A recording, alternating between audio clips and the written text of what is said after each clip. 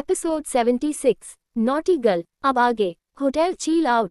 नितिन एक मीटिंग के लिए आया हुआ था। वह रिसेप्शन पर जाकर खुद का इंट्रोडक्शन देता है तो रिसेप्शनिस्ट मुस्कुराकर नितिन को एक प्राइवेट रूम की देता है तो नितिन की लेकर वहां से रूम की ओर चला जाता है। नितिन जब उस रूम में पहुंचता है तो वहां पर 6 आदमी पहले से सोफे पर बैठे थे। नितिन को देख सब उठ खड़े होते हैं तो नितिन सबको बैठने को इशारा कर, सॉरी मैं लेट हो गया बहुत। एक आदमी मुस्कुराते हुए, कोई बात नहीं मिस्टर राय। नितिन उसके सामने वाले सोफे पर बैठ जाता है तो एक आदमी एक फाइल नितिन को देते हुए, ये है उन जमीनों की पेपर, सभी ने हमें अपनी अपनी जमीन दे दिया है। पर नितिन जो उस फाइल को देख रहा था अपनी नजरें उठाकर उस आदमी को देखते हुए, पर क्या? वह आदमी सिर झुकाकर, एक जमीन जो एक लड़की के नाम से है वह ये नहीं देना चाहती। नितिन फाइल को टेबल पर पटक, क्या कहना चाहते हैं आप? एक लड़की से आप जमीन नहीं ले सके? उस लड़की को बताए उस जमीन को लेने के बाद हम वहाँ क्या करेंगे? कितने गरीबों की मदद होगा? नहीं माने तो पैसे दीजिए पर मुझे वह जमीन चाहिए। दूसरा आदमी, सर हमने सब ट्राई किया पर वह लड़की मान ही नहीं रही। नितिन उन सब को देखते हुए, उसे लड़की का नाम क्या है? तीसरा आदमी, उस लड़की का नाम गुंजन मूर्ति है। नितिन अपना सिर हिलाते हुए, उसके साथ रात को मेरा मीटिंग फिक्स करो। सभी अपना सिर हिला देते हैं। अंडरस्को। शाम का वक्त। तनिष्क का विला। तनिष्क स्टडी रूम में बैठ अपना काम कर रहा था तभी एक मेड आकर डोर नॉक करता है तो तनिष्क उसे अंदर आने को कहता है। मेड अंदर आकर तनिष्क को देख उसे कुछ मेडिसिन देते हुए, मैडम ने यह आपको खाने को कहा है। तनिष्क अपना सिर हिलाकर, ऑइंटमेंट भी देकर जाओ। मेड सिर हिलाकर मेडिसिन बाहर रखकर चली जाती है तो तनिष्क एक गहरी सांस छोड़कर मेडिसिन ले लेता है और फिर से काम करने लगता है। कुछ देर बाद फिर से डोर नॉक होता है तो तनिष्क कमिंग कहता है तो कोई अंतर आती है। तनिष्क उसे देखे बिना अपनी काम करते हुए, स्टेचू बनकर क्यों खड़ी हो? यहाँ टेबल पर रख दो और जाओ। पर वह शख्स तनिष्क की बात नहीं मानती तो तनिष्क उस तरफ देखता है जहाँ प्राची ऑइंटमेंट लिए खड़ी थी। तनिष्क प्राची को देख हल्का मुस्कुराकर, तुम्हें इस घर में कहीं भी जाने के लिए मेरी परमिशन लेने की कोई जरूरत नहीं है, मैंने पहले भी कहा है। प्राची तनिष्क के पास आके, तुमने कहा है तुम खुद से ऑइंटमेंट लगा लोगे। तनिष्क फिर से अपना काम करते हुए, हाँ कहा है तो। प्राची धीरे से कहती है, पर तुम तो अकेले ये कर नहीं पाओगे, मुझे तुम्हारी हेल्प करनी होगी। तनिष्क प्राची के हाथ से ऑइंटमेंट लेते हुए, मुझे हेल्प की जरूरत नहीं है, मैं अकेला कर लूंगा। प्राची ऑइंटमेंट को अपने हाथ में रहते हुए, तुम अकेले नहीं कर पाओगे। तनिष्क प्राची को देख, तुम चाहते क्या हो? प्राची कंफ्यूज होकर तनिष्क को देखते हुए, मतलब? तनिष्क प्राची की हाथ पकड़ उसे अपने गोद में खींच लेता है और प्राची के चेहरे के पास अपने चेहरे को ले जाकर, तुम्हें पता है ना, तुम्हारे छूने से मेरा कंट्रोल खुद पर से छूट जाता है। इन 1 महीने से मैं खुद को कंट्रोल कर रहा हूँ पर मुझसे और नहीं होगा और मुझे पता है तुम मेरे करीब आना नहीं चाहते हो तो दूर रहो मुझसे, नहीं तो मैं फिर से तुम्हारे साथ जबरदस्ती कर बैठूंगा जो मैं करना नहीं चाहता। प्राची अपना सर झुकाकर धीरे से बोली, तुम्हें किसने कहा मैं तुम्हारी करीब नहीं आना चाहती?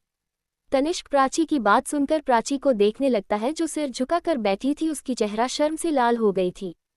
प्राची की बात सुनकर तनिष्क के दिल की धड़कन बढ़ जाता है और वह प्राची के चेहरे को ऊपर कर उसके आंखों में देखते हुए, तुमने अभी क्या कहा? प्राची अपनी नज़र झुकाकर ही कहती है, मैंने कहा तुम्हें किसने कहा मैं तुम्हारे करीब नहीं आना चाहती? प्राची के चेहरे को अपने चेहरे के बिल्कुल नजदीक कर, मतलब तुम मेरे करीब आना चाहते हो?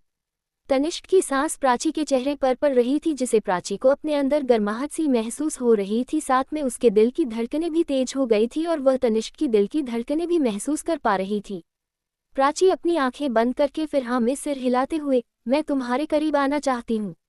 प्राची की बात सुनकर तनिष्क का खुशी का कोई ठिकाना ही नहीं रहता, उसे अपने अंदर एक अलग ही खुशी महसूस होता है। पर खुद को कंट्रोल कर तनिष्क प्राची को देख धीरे से कहता है, अभी तुमने क्या कहा, फिर से कहो। प्राची धीरे से कहती है, मैं तुम्हारी करीब आना चाहती हूँ, मैं चाहती हूँ तुम मेरे करीब आओ। तनिष्क सैडिक्टिव वॉइस में, मेरी आंखों में देखकर कहो कि मैं तुम्हारी कितनी करीब जाऊं तुम चाहते हो।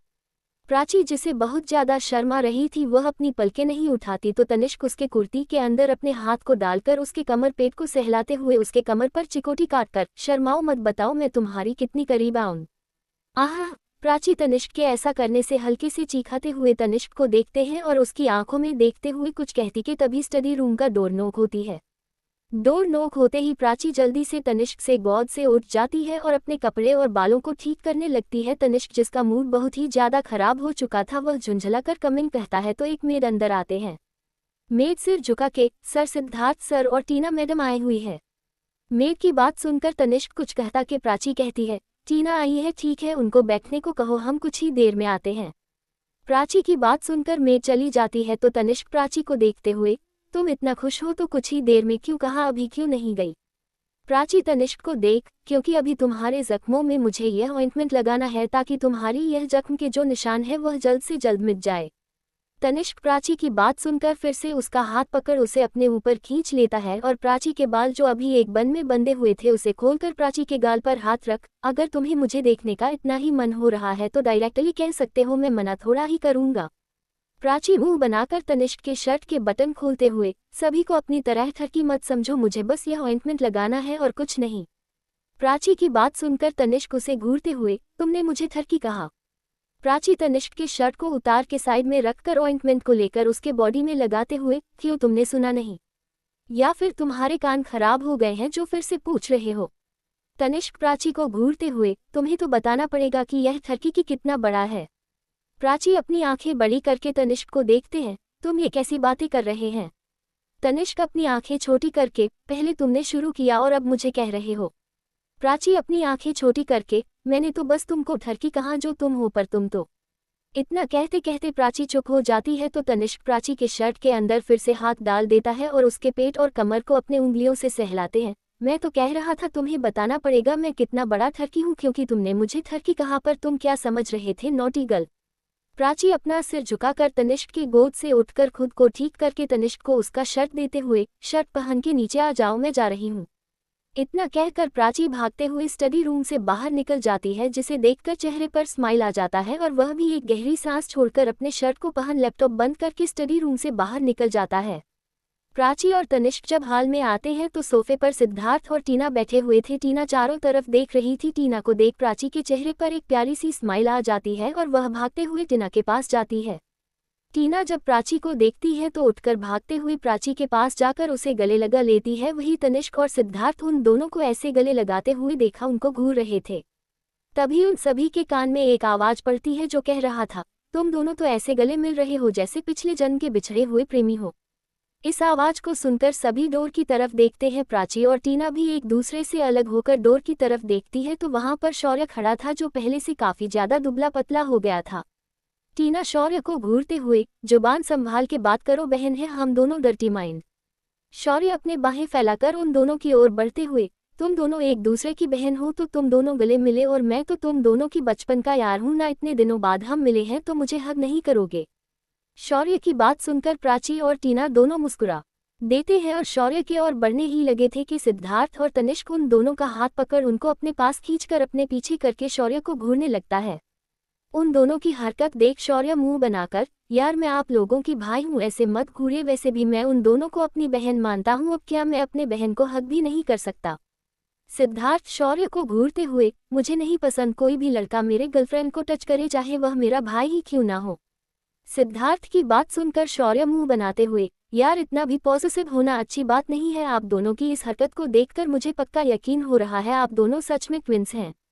शौर्य की बात को इग्नोर कर तनिष्क पूछता है, तुम जिस काम के लिए गए थे वह हुआ? शौर्य प्राउडली कहता है, शौर्य सिंघानिया जो काम करता है वह सक्सेसफुल होकर रहता है। तनिष्क अपना सिर हिलाते हुए, तो अब तुम डैड की कंपनी को टेक ओवर करने के लिए तैयार हो चुके हो, तो मैं डैड को कहता हूँ तुम्हें कंपनी का सीईओ अनाउंस करने को। तनिष्क की बात सुनकर शौर्य का चेहरा छोटू सा हो जाता है और वह जल्दी से आकर तनिष्क और सिद्धार्थ के पैरों में गिरकर उनके एक एक पैर को अपने दोनों हाथों से पकड़ रोनी सा चेहरा बनाकर, आप दोनों मेरे भाई हैं और मेरे ऊपर ऐसे जुल्म नहीं कर सकते, देखिए उस मीटिंग में जाकर मैं कैसा दुबला पतला हो गया हूँ, रात भर सोया नहीं, ठीक से खाया नहीं, क्या आप दोनों को मेरे ऊपर जरा भी दया नहीं आता? सिद्धार्थ शौर्य को उठाकर, नौटंकी करना बंद कर और जाकर फ्रेश होकर थोड़ा देर रेस्ट कर ले, फिर बात करेंगे।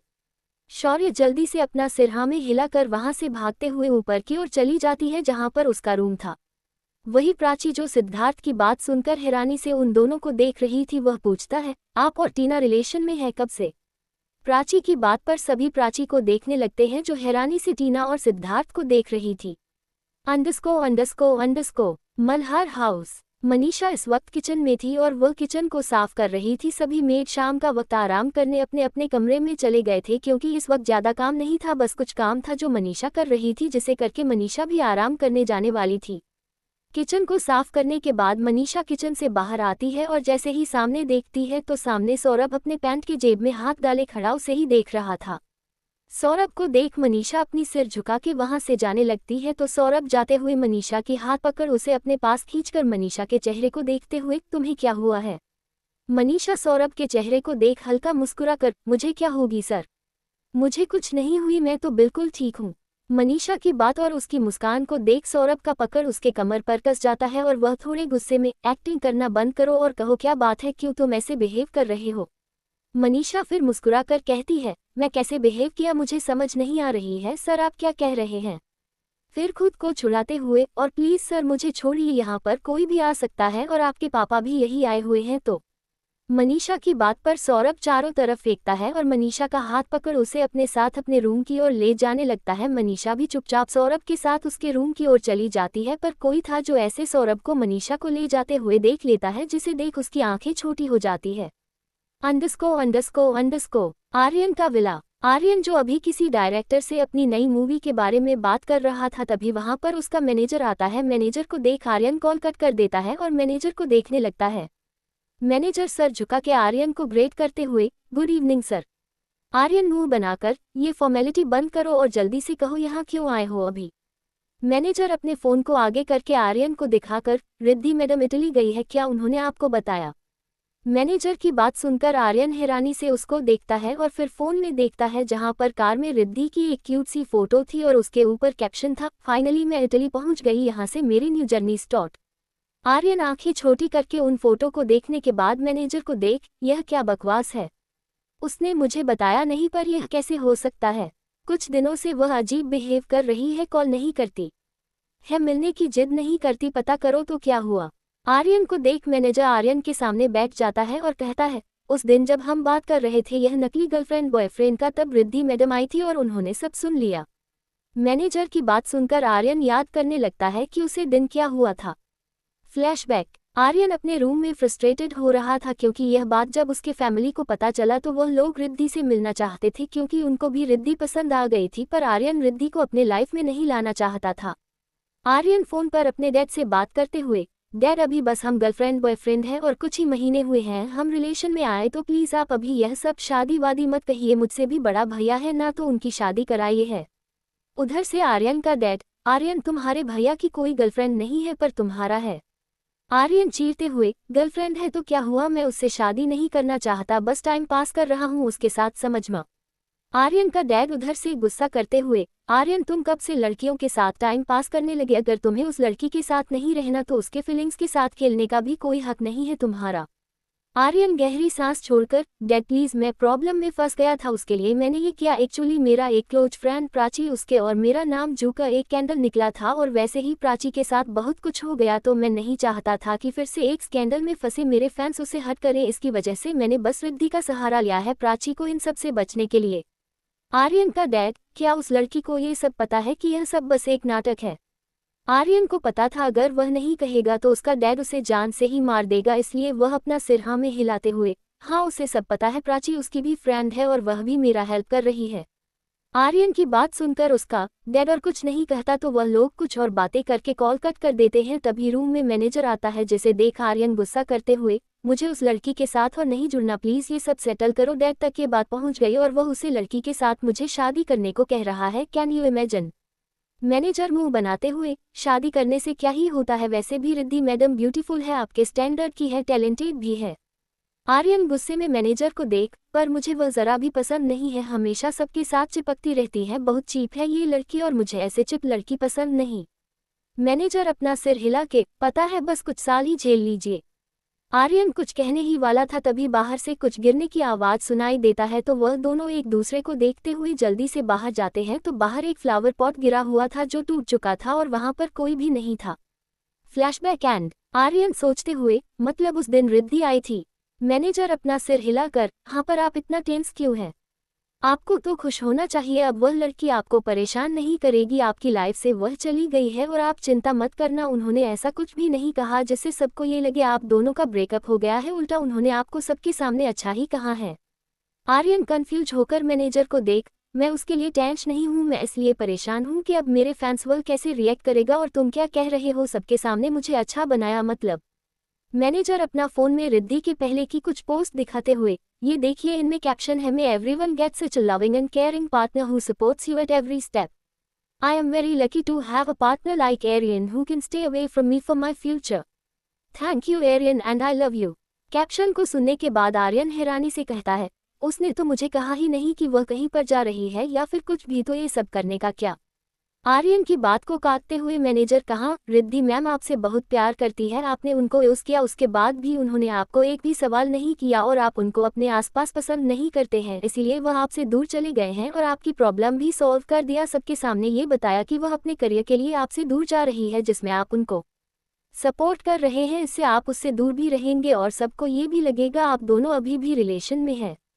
आर्यन को मैनेजर के बात में थोड़ा गुस्सा नजर आ रहा था, पर बजाय आर्यन नहीं समझ पा रहा था वह मैनेजर को देख, तुम ऐसे क्यों बात कर रहे हो, वह भी उस लड़की के लिए, तुमने मुझे कहा था ये सब करने को, मैं खुद से नहीं करने गया।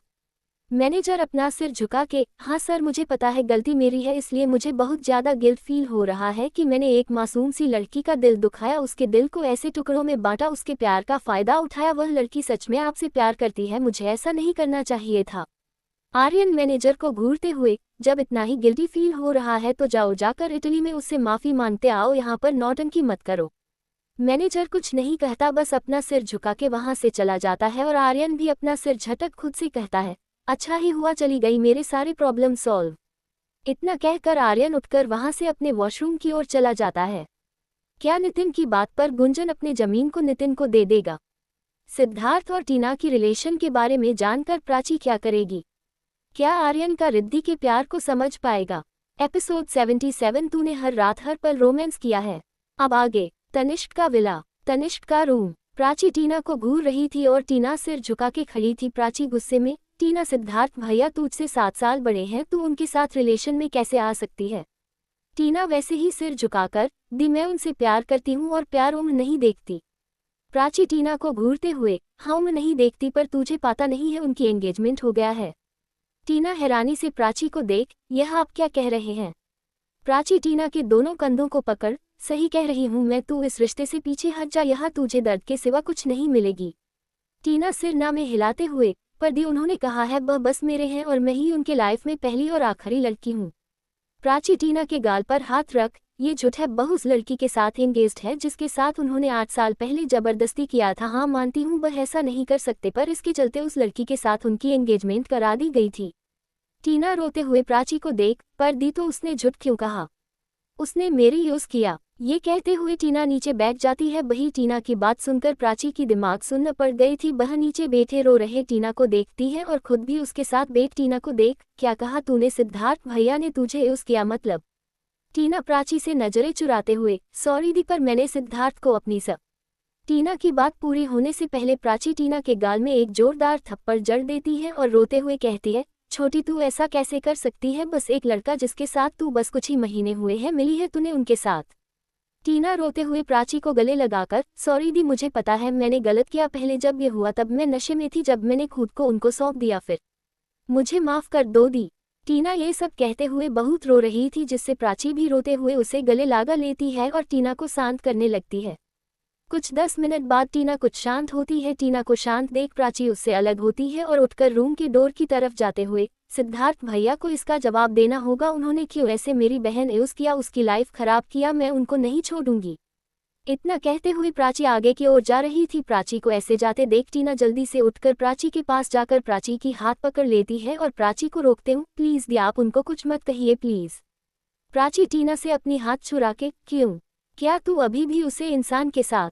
टीना अपनी सिर ना में हिलाकर, नहीं, पर मैं उनको कुछ भी पता नहीं चलने देना चाहती कि मुझे सब कुछ पता है, क्योंकि वह बहुत खतरनाक है, उनके पास बहुत पावर है, वह कुछ भी कर सकते हैं दी, मैं नहीं चाहती आपको कुछ भी हो। प्राची अपने हाथ को छुड़ाकर, मुझे कुछ नहीं होगा, पर मैं उस इंसान को नहीं छोड़ूंगी जिसने मेरे बहन के साथ इतना कुछ किया। टीना प्राची के हाथ को फिर से पकड़ लेती है और उसे रोते हुए, दी प्लीज आपको मेरी कसम है आप उनको कुछ नहीं कहोगे, कुछ महीने बाद मेरी ट्रेनिंग स्टार्ट हो जाएगी और मैं यहाँ से अपने ट्रेनिंग के लिए चली जाऊंगी। मैंने अभी तक उनको नहीं बताया है मैं कहाँ जा रही हूँ और मैं ये बताऊंगी भी नहीं। मैं यह इंतजाम भी कर दूंगी ताकि उनको पता ना चले मैं कहाँ जा रही हूँ, चाहे वह जितना भी सोर्स लगा ले वह पता नहीं कर पाएंगे। टीना की बात सुनकर प्राची शांत हो जाती है और टीना के गाल पर हाथ रख प्यार से देखते हैं। पर मैं उस इंसान के साथ तुझे और कुछ महीने क्या और एक दिन भी नहीं देखना चाहती। टीना प्राची को देखते हुए मन में, मैं भी तो आपको हमारे पापा के मर्डर के साथ नहीं देख सकती दी, पर आप ये कह पा रहे हैं आप उनके साथ मुझे नहीं देख सकते। मेरी किस्मत ऐसी है, मैं आपको ये भी नहीं कह पा रही हूँ। मुझे सिद्धार्थ जी ने मना किया है, नहीं तो मैं अब तक उस इंसान को देखने के बाद भी चुप नहीं रहती। टीना एकटक प्राची को देखते हुए ये सब सोच रही थी, तभी डोर पर एक मेड नॉक करते हुए, मैडम आप दोनों को सर डिनर के लिए बुला रहे हैं। प्राची टीना की आंखों से आंसू पहुंचकर अपनी आंखों से आंसू पहुंचने हूँ, हाँ हम 5 मिनट में आ रहे हैं। प्राची की बात पर मेड वहां से चले जाते हैं तो प्राची और टीना खुद को ठीक करके रूम से बाहर निकल जाती है और उसकी डाइनिंग एरिया में जाते हैं, पर वहां पर तनिष्क और सिद्धार्थ नहीं था, जिसे देख प्राची मेड को देखते हुए, यहाँ पर तो तनिष्क या सिद्धार्थ भैया कोई भी नहीं है। तो एक मेड प्राची के सामने आकर सिर झुकाकर, सॉरी मैडम, सर ने हमें कहा था आप दोनों को ये कहने को, इसलिए हमने कहा और सर ने कहा है आपको डिनर तैयार करने को, क्योंकि सर आज आपके हाथ की खाना खाना चाहते हैं। प्राची अपनी सिर हाँ हमें हिलती है और वहां से किचन की ओर जाने लगती है। टीना भी उसके पीछे पीछे किचन की ओर चली जाती है। स्टडी रूम, सिद्धार्थ और तनिष्क दोनों ही स्मोक कर रहे थे। तनिष्क एक काश लेते हुए कहता है, क्या तूने टीना को बताया तू एंगेज्ड है? सिद्धार्थ भी एक काश लेते हुए, नहीं। तनिष्क, तब तो प्राची जब उसे यह कहेगी तब तेरा रिलेशन खत्म। सिद्धार्थ सिगरेट को नीचे फेंक पैरों से कुचलते हुए, वह पहली लड़की है जिसके करीब मैं गया, वह पहली लड़की है जिससे मैं प्यार करता हूँ, वह चाहेगा भी तो भी मैं उसे खुद से दूर नहीं जाने दूंगा। सिद्धार्थ की बात सुनकर तनिष्क हल्का मुस्कुराकर, सही है बस उसे हट मत करना। क्या है ना टीना, अगर हट होगी तो मेरा खरगोश भी हट होगी और मैं अपने खरगोश को दुखी नहीं देख सकता। सिद्धार्थ कुछ नहीं कहता और तनिष्क के हाथ से सिगरेट लेकर उसका काश लेने लगता है। तनिष्क सिद्धार्थ को एक नज़र देख उठकर वहां से बाहर निकल जाता है। अंडरस्को एक सिंपल सा विला जो दिखने में आलीशान था और उस घर के चारों ओर कुछ 6-7 बॉडीगार्ड घूम रहे थे और अंदर भी कुछ 5-6 बॉडीगार्ड ही थे। वही विला के अंदर एक रूम में आशुतोष एक लड़की के साथ इंटीमेट हो रहा था। वह लड़की दर्द से बुरी तरह से चीख रही थी, चिल्ला रही थी, आशुतोष को खुद से दूर करने की कोशिश कर रही थी, पर आशुतोष उसे नहीं छोड़ रहा था। आशुतोष के चेहरे पर एक जहरीला मुस्कान था, ऐसा लग रहा जैसे उस लड़की की चीखें सुनकर उसको सुकून मिल रहा हो वह और बुरी तरह से उसके साथ इंटीमेट होने लगता है। वही उस लड़की के साथ इंटीमेट होते दौरान आशुतोष की आंखों के सामने प्राची की खूबसूरत मुस्कुराते हुए चेहरा आ जाता है, जिसे इमेजिन करके आशुतोष के चेहरे पर एक प्यारा सा स्माइल आ जाता है और वह सॉफ्टली इंटीमेट होते हुए प्राची का नाम पुकारने लगता है। आशुतोष उस लड़की के मुंह में हाथ रख, Prachi I want you, I need you, I love you, तुम मेरे हो, मुझे तुम चाहिए, किसी भी कीमत पर चाहिए, हा हा हा हा हा हा हा। हंसते हुए आशुतोष फिर से रूड हो जाता है और कुछ ही देर में वह लड़की अपनी दम तोड़ देती है तो उसके रूम में 2 बॉडीगार्ड आते हैं और उसे लड़की को ले जाकर उसकी जगह एक नई लड़की को रख देते हैं। वह नई लड़की देखने में काफ़ी छोटी उम्र की लग रही थी, जैसे 16 या 17 साल की, पर वह दिखने में काफ़ी ज़्यादा खूबसूरत थी, बिल्कुल किसी एंजल की तरह। आशुतोष उस लड़की को देखता है तो उसे उस लड़की के चेहरे में प्राची का चेहरा दिखने लगता है। आशुतोष उस लड़की के चेहरे पर अपनी उंगली फिराते हुए उसके गुलाब की पंखुड़ी जैसी नर्म गुलाबी होठों को रब करने लगता है। वही वह लड़की डर से कांप रही थी, जिसे देख वह आदमी उस लड़की के होठों पर किस करके उससे थोड़ी दूर जाकर कहता है, तुम मुझसे डर क्यों रहे हो प्राची? मैं तुम्हें हट नहीं करूंगा, तुम अपने हस्बैंड को छोड़कर मेरे पास आ जाओ, मैं तुम्हें रानी बनाकर रखूंगा, मुझे तुम चाहिए प्राची। वह लड़की जो डर से कांप रही थी आशुतोष के बात सुनकर कुछ सोचते हुए कहती है, अंकल आप गलत सोच रहे हैं, मैं वह नहीं हूँ जो आप सोच रहे हैं, प्लीज़ आप मुझे जाने दीजिए। घर पर मम्मी इंतजार कर रही होगी, पापा की तबीयत खराब है, मैं उनके लिए मेडिसिन लेने आई थी पर ये लोग मुझे उठा कर ले आए, प्लीज़ सर मुझे जाने दीजिए। उस लड़की की बात सुनकर आशुतोष होश में आता है और उस लड़की को देखता है जो काफ़ी खूबसूरत थी, जिसे देख आशुतोष के चेहरे पर डेविल स्माइल आ जाता है और वह उसे लड़की के दोनों हाथों को अपने एक हाथ से पकड़ उसके कपड़े को जबरदस्ती उतारते हुए, तुम्हें मैं जाने दूंगा ना, पर उससे पहले तुम मुझे खुश तो कर दो। वह लड़की रोते हुए, प्लीज़ अंकल मेरे साथ ऐसा मत कीजिए, आप तो मेरे पिता की उम्र के हैं, प्लीज़ सर मैं आपकी बेटी जैसी हूँ प्लीज़। पर उसे लड़की की कोई भी बात आशुतोष के कान तक नहीं पहुँचता और वह उसे लड़की के साथ भी जबरदस्ती करने लगता है। कुछ 5 घंटे बाद सब कुछ शांत होता है और आशुतोष बेड से उतर के वॉशरूम में जाता है। उसका बेडशीट बिल्कुल खून से रंग चुका था। कुछ देर बाद जब आशुतोष बाहर आता है तो अब तक सब कुछ साफ हो चुका था। बेड पर नई बेडशीट बिछा दी गई थी और सामने ही उसका मैनेजर सिर झुका के खड़ा था। आशुतोष अपने बाथरब को अच्छे से एडजस्ट करते हुए अपने बाल पहुंचकर सोफे पर बैठ जाता है और अपने मैनेजर को देख, क्या खबर है मनोज, पता किया अपने लेडी बॉस के बारे में? मनोज अपना सिर हाँ में हिलता है तो आशुतोष कहता है, तो यहाँ पर स्टैचू बनकर खड़े क्या मुहूर्त का इंतजार कर रहे हो, बताओ क्या पता चला? मनोज कहना शुरू करता है, प्राची गुप्ता सिटी हॉस्पिटल में डॉक्टर है और साथ ही इंडिया के टॉप डॉक्टर में से एक है जिनकी नाम पूरे वर्ल्ड में फेमस है। उनकी डैड की कुछ 1 या 2 महीने पहले ही डेथ हो चुकी है। उनकी स्टेप मदर है जो उनको पसंद नहीं करती, उनकी बहन जो उनसे बहुत प्यार करती है और वह भी अपनी बहन से बहुत प्यार करती है। उनकी रियल मॉम की डेथ उनकी जन्म के टाइम ही हो गई थी। आशुतोष चिल्लाते हुए मनोज को घूर कर देख, ये सब बकवास बातें बताना बंद करो और यह कहो उसकी हस्बैंड कौन है। उसके हस्बैंड से बात करो, पैसे दो, अगर पैसे से ना माने तो उसकी जान ले लो। मनोज अपना सिर झुका के, उनकी हस्बैंड तनिष्क सिंघानिया है और उसके पास पैसों की कोई कमी नहीं है तो वह पैसे से नहीं मानेगा और उसे मारना भी इतना आसान नहीं है। आशुतोष कुछ सोचते हुए, प्राची के चेहरे को देखकर मुझे जितना पता चला वह इस रिश्ते से खुश नहीं है। वह तनिष्क सिंघानिया को पसंद नहीं करती तो प्राची से मेरा मीटिंग फिक्स करो, मैं उसे फिर से मिलना चाहता हूं, मुझे भी देखना है आशुतोष अग्रवाल से फिर से मिलकर प्राची का रिएक्शन कैसी होती है। आफ्टर ऑल मैं उसकी होने वाला पति जो हूँ। मनोज अपना सिर झुका कर, पर बॉस हम यहाँ पर जो करने आए थे आप उससे भटक रहे हैं, बस एक लड़की के। मनोज की बात सुनकर आशुतोष गुस्से में सोफे से उठकर मनोज का कॉलर पकड़ उसे हवा में लटका देता है और घूरते हुए, वह बस एक लड़की नहीं है कोहिनूर है, वह तुम सबकी लेडी बॉस है, बस तो रिस्पेक्ट से बात करो, फिर कभी उसके बारे में ऐसी शब्द में नहीं सुनूंगा। मनोज जल्दी से अपना सिर हाँ में हिलता है तो आशुतोष उसे छोड़ देता है जिससे मनोज धड़ाम से फ्लोर पर गिरता है, जिसे देख आशुतोष फिर से जाकर सोफे पर बैठते हुए कहता है, प्राची के फादर का नाम क्या है? मनोज सिर झुका के जल्दी से खड़ा होकर, महेश गुप्ता। महेश गुप्ता की नाम सुनते ही आशुतोष के एक्सप्रेशन बदल जाते हैं, पर फिर खुद को नॉर्मल कर मनोज को देख, हमारे प्लान के मुताबिक काम होगा और हमारा काम अब और आसान हो जाएगा। मनोज कंफ्यूज होकर आशुतोष को देख, वह कैसे बॉस? आशुतोष अपनी आंखें छोटी करके मनोज को घूरते हुए, क्या तुम मुझसे सवाल कर रहे हो? मनोज जल्दी से अपना सिरना में हिलाकर वहां से चला जाता है। उसके जाने के बाद आशुतोष अपनी आंखें बंद करके, प्राची तुम मेरी जिंदगी में आए और देखो सब कुछ कितना आसान हो गया, तुम मेरे लिए लकी जाम हो मेरी कोहिनूर। इतना कहते हुए आशुतोष फिर से प्राची को इमेजिन करने लगता है और अपने इमेजिनेशन में ही वह प्राची के साथ जबरदस्ती भी करने लगता है, जिससे उसके अंदर प्राची को पाने की चाहत और बढ़ जाता है। आशुतोष खुद को होश में लाकर, जबरदस्ती नहीं, तुम अपने मर्जी से मेरे पास आओगे कोहिनूर, हा हा हा हा हा।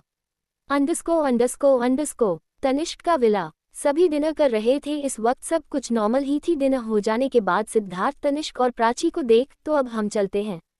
तनिष्क अपना सिर हाँ में हिलता है तो सिद्धार्थ टीना का हाथ पकड़ उसे ले जाने लगता है, जिसे देख प्राची जल्दी से उनको रोकते हुए, मैं क्या कह रही थी, क्यों ना आज रात तुम लोग यहीं रुक जाओ।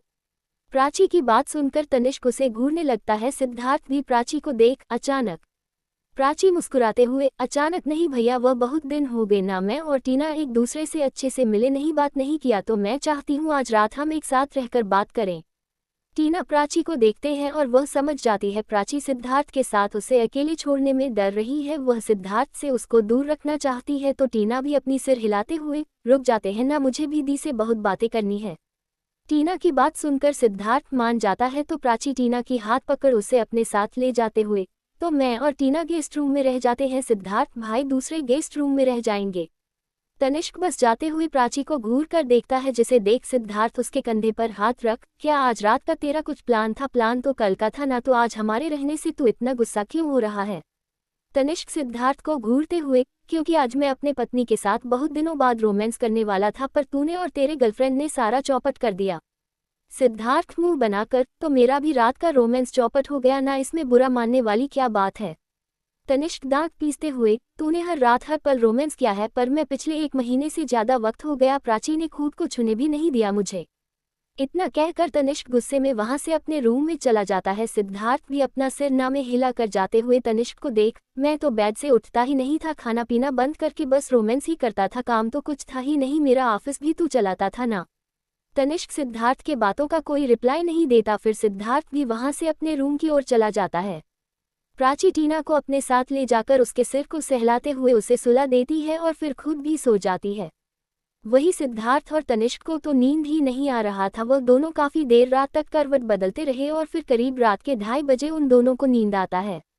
सुबह का वक्त, प्राची की नींद खुलती है तो वह टीना को देखती है जो बहुत ही अजीब ढंग से सो रही थी। प्राची अपनी सिरना में हिलाकर टीना को ठीक से सुलाती है और उसके फोरहेड पर किस करके उसके सिर को सहलाने के बाद रूम से बाहर निकल जाती है।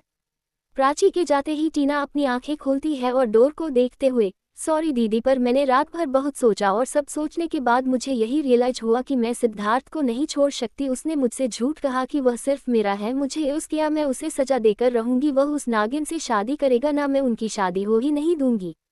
इतना कहते हुए टीना के चेहरे पर एक डेविल स्माइल आ जाती है और वह बेड से उतर के वॉशरूम में चली जाती है। तनिष्क का रूम। प्राची जब रूम में आती है तो तनिष्क अभी सो रहा था, जिसे देख प्राची सीधा वॉशरूम में चली जाती है। कुछ देर बाद बाहर आकर प्राची सीधा क्लोजेट रूम में चली जाती है और जब बाहर आती है तो उसने आज एक मैरून कलर की सिंपल सिल्क की साड़ी और वाइट कलर की बैकलेस ब्लाउज पहनी हुई थी जिसमें प्राची कहर ढा रही थी। प्राची शीशे के सामने जाकर अपने बालों में कंघी करने लगती है, तभी उसकी नज़र शीशे में देख रहे तनिष्क पर जाती है जो एकटक उसे ही देख रहा था।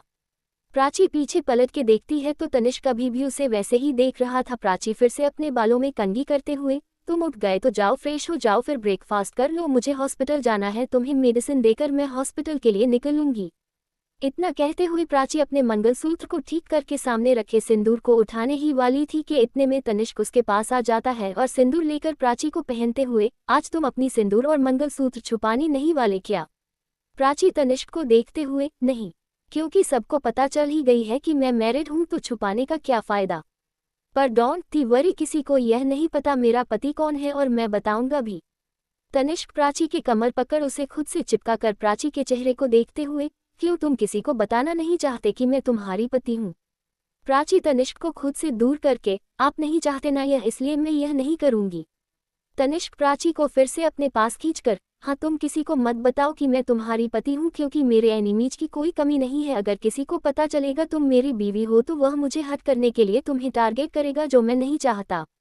प्राची अपने चेहरे को ऊपर करके तनिष्क को देखती है जो उसे बहुत ही प्यार से देख रहा था। प्राची को तनिष्क समझ नहीं आ रही थी, जो तनिष्क उससे इतना नफरत करता था, उसे थोड़ा भी पसंद नहीं करता था, अचानक से वह उसके साथ बहुत ही अच्छे से बिहेव कर रहा था, ऐसे जैसे वह न जाने उसे कितना प्यार करता हूँ।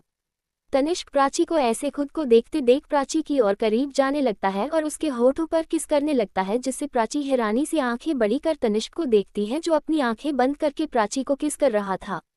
तनिष्क के ऐसा करने से प्राची भी अपनी आंखें बंद कर लेती है और तनिष्क का साथ देने लगती है। कुछ देर बाद जब प्राची की सांसें उखड़ने लगती है तो तनिष्क प्राची से दूर होता है और प्राची के फोरहेड पर किस कर, मेरा एक बहुत इंपॉर्टेंट मीटिंग है, मुझे जाना होगा, क्या मैं जा सकता हूँ?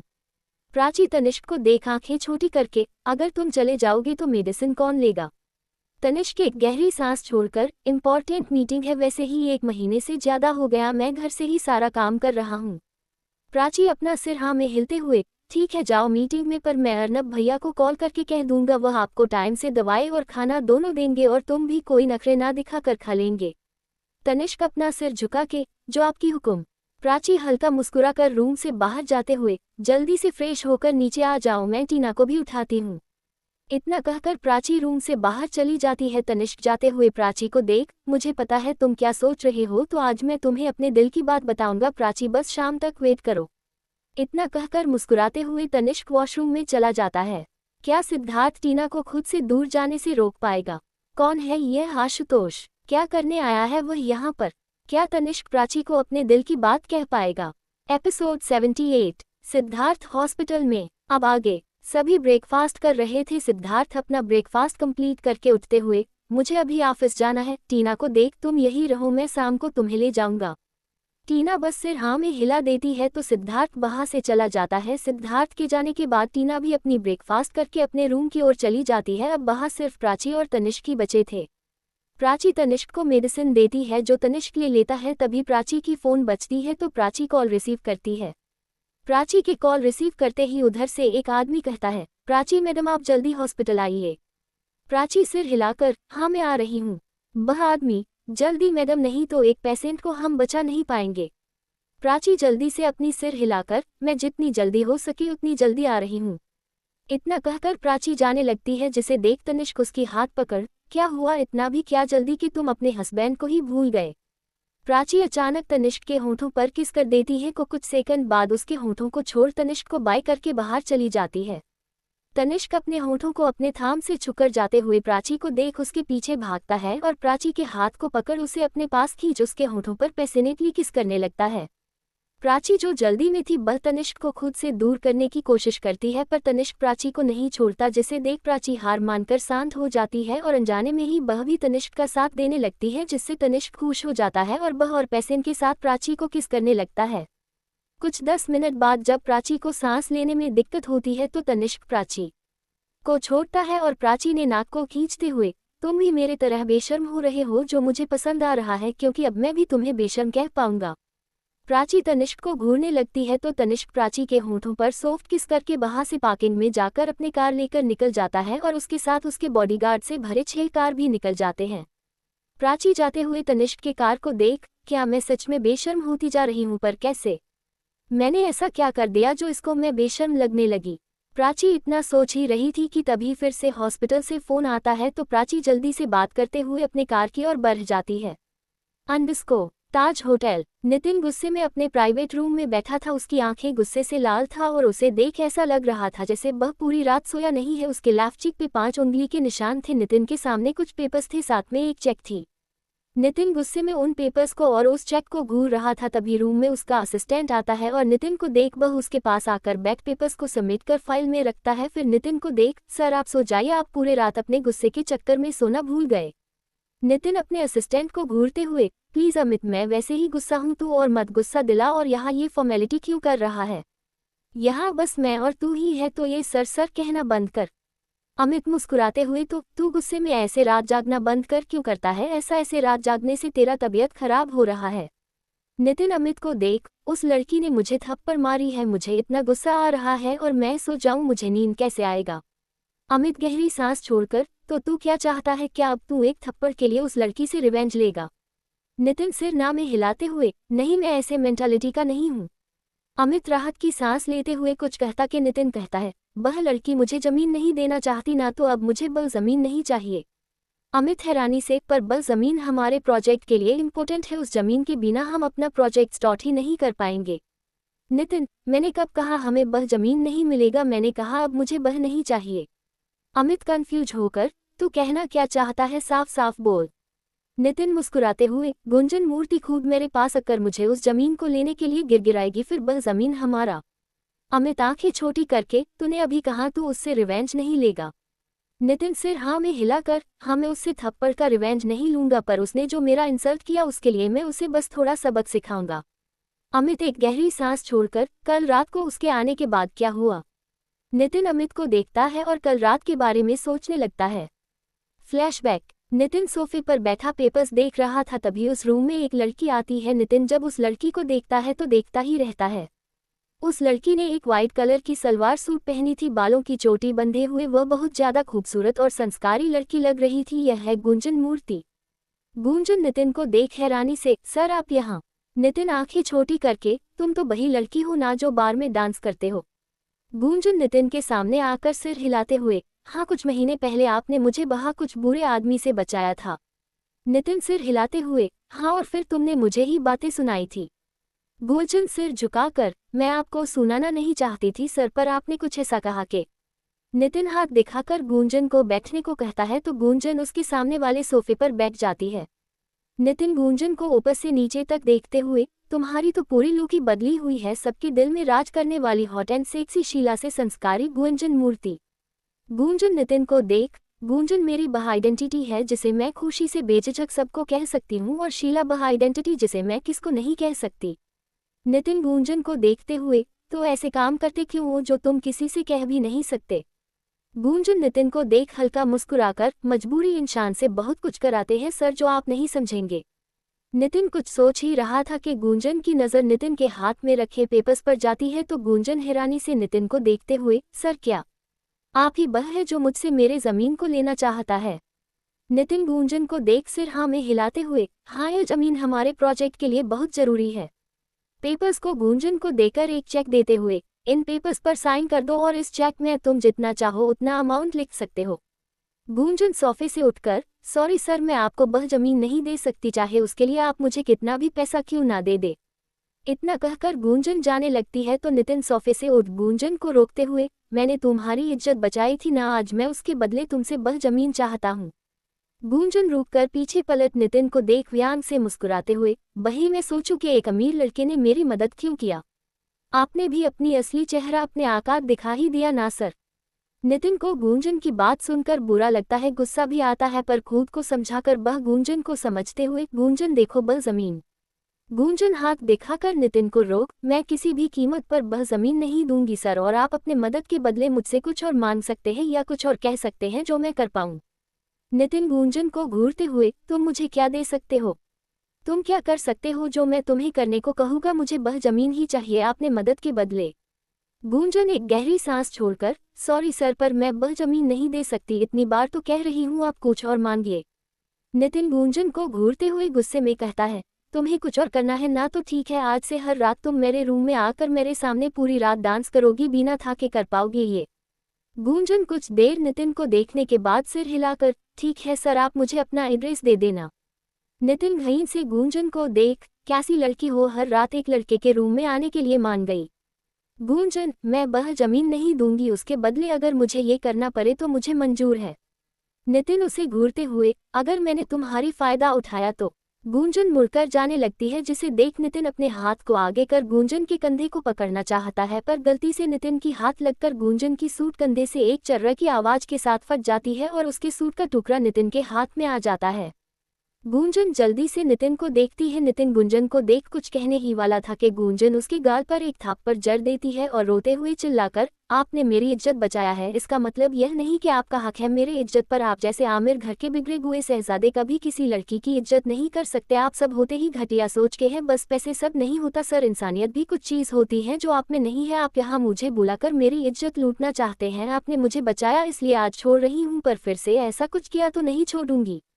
इतना कहकर गूंजन खुद को दुपट्टे से कवर करके रूम से बाहर भाग जाती है और नितिन बस उसे गुस्से में घूरता रहता है। फ्लैशबैक एंड नितिन अमित को देख, तू बता, मैं घटिया सोच का हूँ, मेरे अंदर इंसानियत नहीं है। अमित जो नितिन के पास बैठा था उसके कंधे पर हाथ रख, नितिन गलती भी तो तेरा था ना, ऐसे तूने उसके सूट को फाड़ दिया, यह एक लड़की के लिए कितना एम्बारासमेंट वाली होती है, तुझे पता भी है। नितिन अमित को देख, मुझे पता है, इसलिए मैं उससे माफी मांगना चाहता था, जबकि मैंने जानबूझकर नहीं किया, फिर भी उसने कुछ सुनी ही नहीं। अमित गहरी सांस छोड़कर नितिन को देखता है जो उन बातों को सोचकर गुस्से में फूल रहा था। Underscore city hospital. प्राची जल्दी से हॉस्पिटल जाती है तो एक औरत उसके पास रोते हुए आकर उसके पैर पकड़ लेते हैं, जिसे देख प्राची जल्दी उनको उठाकर देखते हुए, आंटी आप ये क्या कर रहे हैं? आप मुझसे बड़े हैं। औरत हाथ जोड़कर, पर अभी आप मेरे लिए भगवान है, डॉक्टर प्लीज मेरी बेटी को बचा लीजिए, उसके पापा की तबीयत खराब है, कल वह दवाएं लेने गई थी पर दवाएं लेने जाकर फिर वह वापस नहीं आई, सुबह कुछ खबर मीना मेरी बच्ची सड़क पर नंग। इतना कहते कहते वह और कुछ नहीं कह पाते, बस बेतहाशा रोने लगते हैं। प्राची उनकी बात समझ चुकी थी, उसके आंखों में आंसू आ गए थे, वह जल्दी से एक नर्स को बुलाते हुए, सुनो इनको रेस्टरूम में ले जाओ और कुछ खाने को दो। औरत को देख, आंटी आप चिंता मत कीजिए, मैं आपको प्रॉमिस करती हूँ मैं आपकी बेटी को बचा लूंगी। फिर प्राची जल्दी से ऑपरेशन थिएटर की ओर भागती है और अंदर बेड पर लेटी लड़की को देख वह अपनी आंखें बंद कर लेती है, फिर आंखें खोल बाहर खड़े नर्स को देख, सब तैयार है ना? नर्स सिर झुकाकर, सब तैयार है, पर इसके ब्लड ग्रुप के ब्लड नहीं मिल रहे। प्राची नहीं मिल रहे, मतलब उसके मम्मी से मैच नहीं हुआ। नर्स सिर ना में हिलाते हुए, नहीं ना उसके मम्मी से और ना उसके पापा से, अगर पापा से होता तो कुछ करके उनसे कुछ ब्लड ला सकते थे, पर प्राची परेशान होते हुए, ब्लड ग्रुप क्या है? Nurse O negative. Prachi nurse को देख, मेरी भी ओ नेगेटिव है, जल्दी से मेरी ब्लड लो, ज्यादा टाइम नहीं है। नर्स हैरानी से, मैडम आप ब्लड देंगे? प्राची अपने बैग को बही रख, हाँ आप ज्यादा सवाल ना करके जल्दी से मेरी ब्लड लो। नर्स सिर हाँ में हिलाकर प्राची की ब्लड लेने लगती है। प्राची इस दौरान काफी ध्यान से उस लड़की को देख रही थी, वह अपने मन में कहती है, मुझे ये लड़की इतना अपना सा क्यों लग रही है, ऐसा लग रही है जैसे यह मेरी बहुत करीबी है, पर क्यों? इसे तो मैं आज पहली बार देख रही हूँ। प्राची के मन में हजारों सवाल चल रही थी, वह अंदर से उस लड़की को देख बेचैन हो रही थी, जिसकी वजह उसे समझ नहीं आ रही थी। अंडरस्कोर जंगल के खंडहर में मिस्टर चोपड़ा गुस्से में काम रहे थे और सामने एक मैनीक्वीन को सूट कर रहे थे। मिस्टर चतुर्वेदी भी गुस्से में था, पर वह शांत बैठे थे। एक्स हुडी पहने अंदर आता है और एक्स के आते ही मिस्टर चोपड़ा मुड़कर उसके ऊपर गन तान देते हैं, पर इससे एक्स को कोई फर्क नहीं पड़ता। बहाकर सोफे पे मिस्टर चतुर्वेदी के सामने बैठ जाते हैं। मिस्टर चोपड़ा तभी एक्स को निशाने में लाकर गन चला देता है, पर एक्स को अब भी कोई फर्क नहीं पड़ रहा था। वह शांति से मिस्टर चोपड़ा को देख रहा था। वह गोली बिल्कुल एक्स के कान के पास सोफे पर लगती है। तभी मिस्टर चतुर्वेदी कहते हैं, एक्स ये सब क्या है? एक्स मिस्टर चोपड़ा को देख, चीफ आप शांत हो जाए, आप मुझे नहीं मार सकते, ये सपना आपके सपने में ही पूरा हो सकता है बस। मिस्टर चोपड़ा गुस्से में चिल्लाकर, तुम्हारे वजह से कल 3 लड़की के साथ रेप हुआ, उनमें से 2 की डेथ हो गई और एक बचेगी भी या नहीं जानते, और यह सब स्टीफन ने किया है अपने हवस मिटाने के लिए। एक्स सिर झुका लेता है तो मिस्टर चोपड़ा शांत होकर एक्स के पास बैठकर, जो लड़की अभी जिंदा है उसकी उम्र बस 17 साल है, वह बेहोश हो गई थी तो शायद उसको लगा वह मर गई, फिर जब उसे होश आया तो किसी तरह वह रोड में आई, पर वह फिर से बेहोश हो गई, जहां से कुछ पुलिस जो वही थी वह उसे लेकर हॉस्पिटल गए हैं। एक्स हम इतना सब हमारे देश की प्रॉपर्टी को बचाने के लिए करते हैं, उन मुजरिमों को सजा देने के लिए करते हैं, पर यहाँ हम सब जानने के बाद भी कुछ नहीं कर रहे हैं। एक्स सिर उठाकर मिस्टर चोपड़ा को देखता है, उसका चेहरा गुस्से से लाल हो गया था, जिसे देख मिस्टर चोपड़ा भी एक पल को डर जाते हैं। एक्स दांत पीसते हुए, अब कोई काम प्लान के मुताबिक नहीं होगा अब। मिस्टर चतुर्वेदी एक्स को शांत करते हुए, एक्स शांत हो जाओ, हमें अपने प्लान के हिसाब से ही चलना होगा। मिस्टर चोपड़ा मिस्टर चतुर्वेदी को देख, पर ऐसा करने से और भी ना जाने कितनी लड़कियां अपनी जान अपनी इज्जत खोएगी। मिस्टर चतुर्वेदी मिस्टर चोपड़ा को देख, स्टीफन इंडिया आया है, 6 दिन हो गया और इस बीच उसने बस एक बार ऐसा किया, जबकि हमारे पास जितना इन्फॉर्मेशन है उसमें यह है कि वह हर रात लड़कियों से अपनी हवस मिटाता था। मिस्टर चोपड़ा, आप कहना क्या चाहते हैं? एक्स दोनों को देख, वह खुद को कंट्रोल करने की कोशिश कर रहा है ताकि वह पकड़ा ना जाए, पर उससे यह नहीं हो रहा, तो अब हम उसे प्रेशराइज करेंगे ताकि वह फिर से अपनी हवस मिटाए। मिस्टर चोपड़ा हैरानी से, तुम पागल हो गए हो, तुम चाहते हो वह फिर से मासूम लड़की की जान ले? मिस्टर चतुर्वेदी, गलत सोच करे हो, हम स्टीफन को ट्रैप करके प्रूफ लाएंगे जो हम हाई कमांडर को दिखाएंगे, फिर होगा उसका सजा तय। मिस्टर चोपड़ा, अगर हमारे पास वह हार्ड डिस्क है तो हमें ऐसे कुछ करने की जरूरत नहीं। एक्स उनको घूरते हुए, आप चीफ बने कैसे? मिस्टर चोपड़ा एक्स को घूरते हुए, मतलब? एक्स, वह हार्ड डिस्क हमारे पास है पर उसका पासवर्ड हमें नहीं पता, और उसके पास कोई मासूम लड़की नहीं, हमारे ही आर्मी गर्ल्स में से कोई जाएगा जो ट्रेंड है, और वह और हम सब भी अलर्ट रहेंगे। मिस्टर चोपड़ा, हम तो ये प्लान तुम सोच कर आए थे? एक्स सिर ना में हिलाते हुए, नहीं, मैंने ये यहाँ आकर सोचा, सभी आपके तरह नहीं है जो पूरी जिंदगी देश के नाम खुद को सौंपने के बाद भी कुछ काम का ना हो, बस गुस्सा और चिल्लाने को छोड़।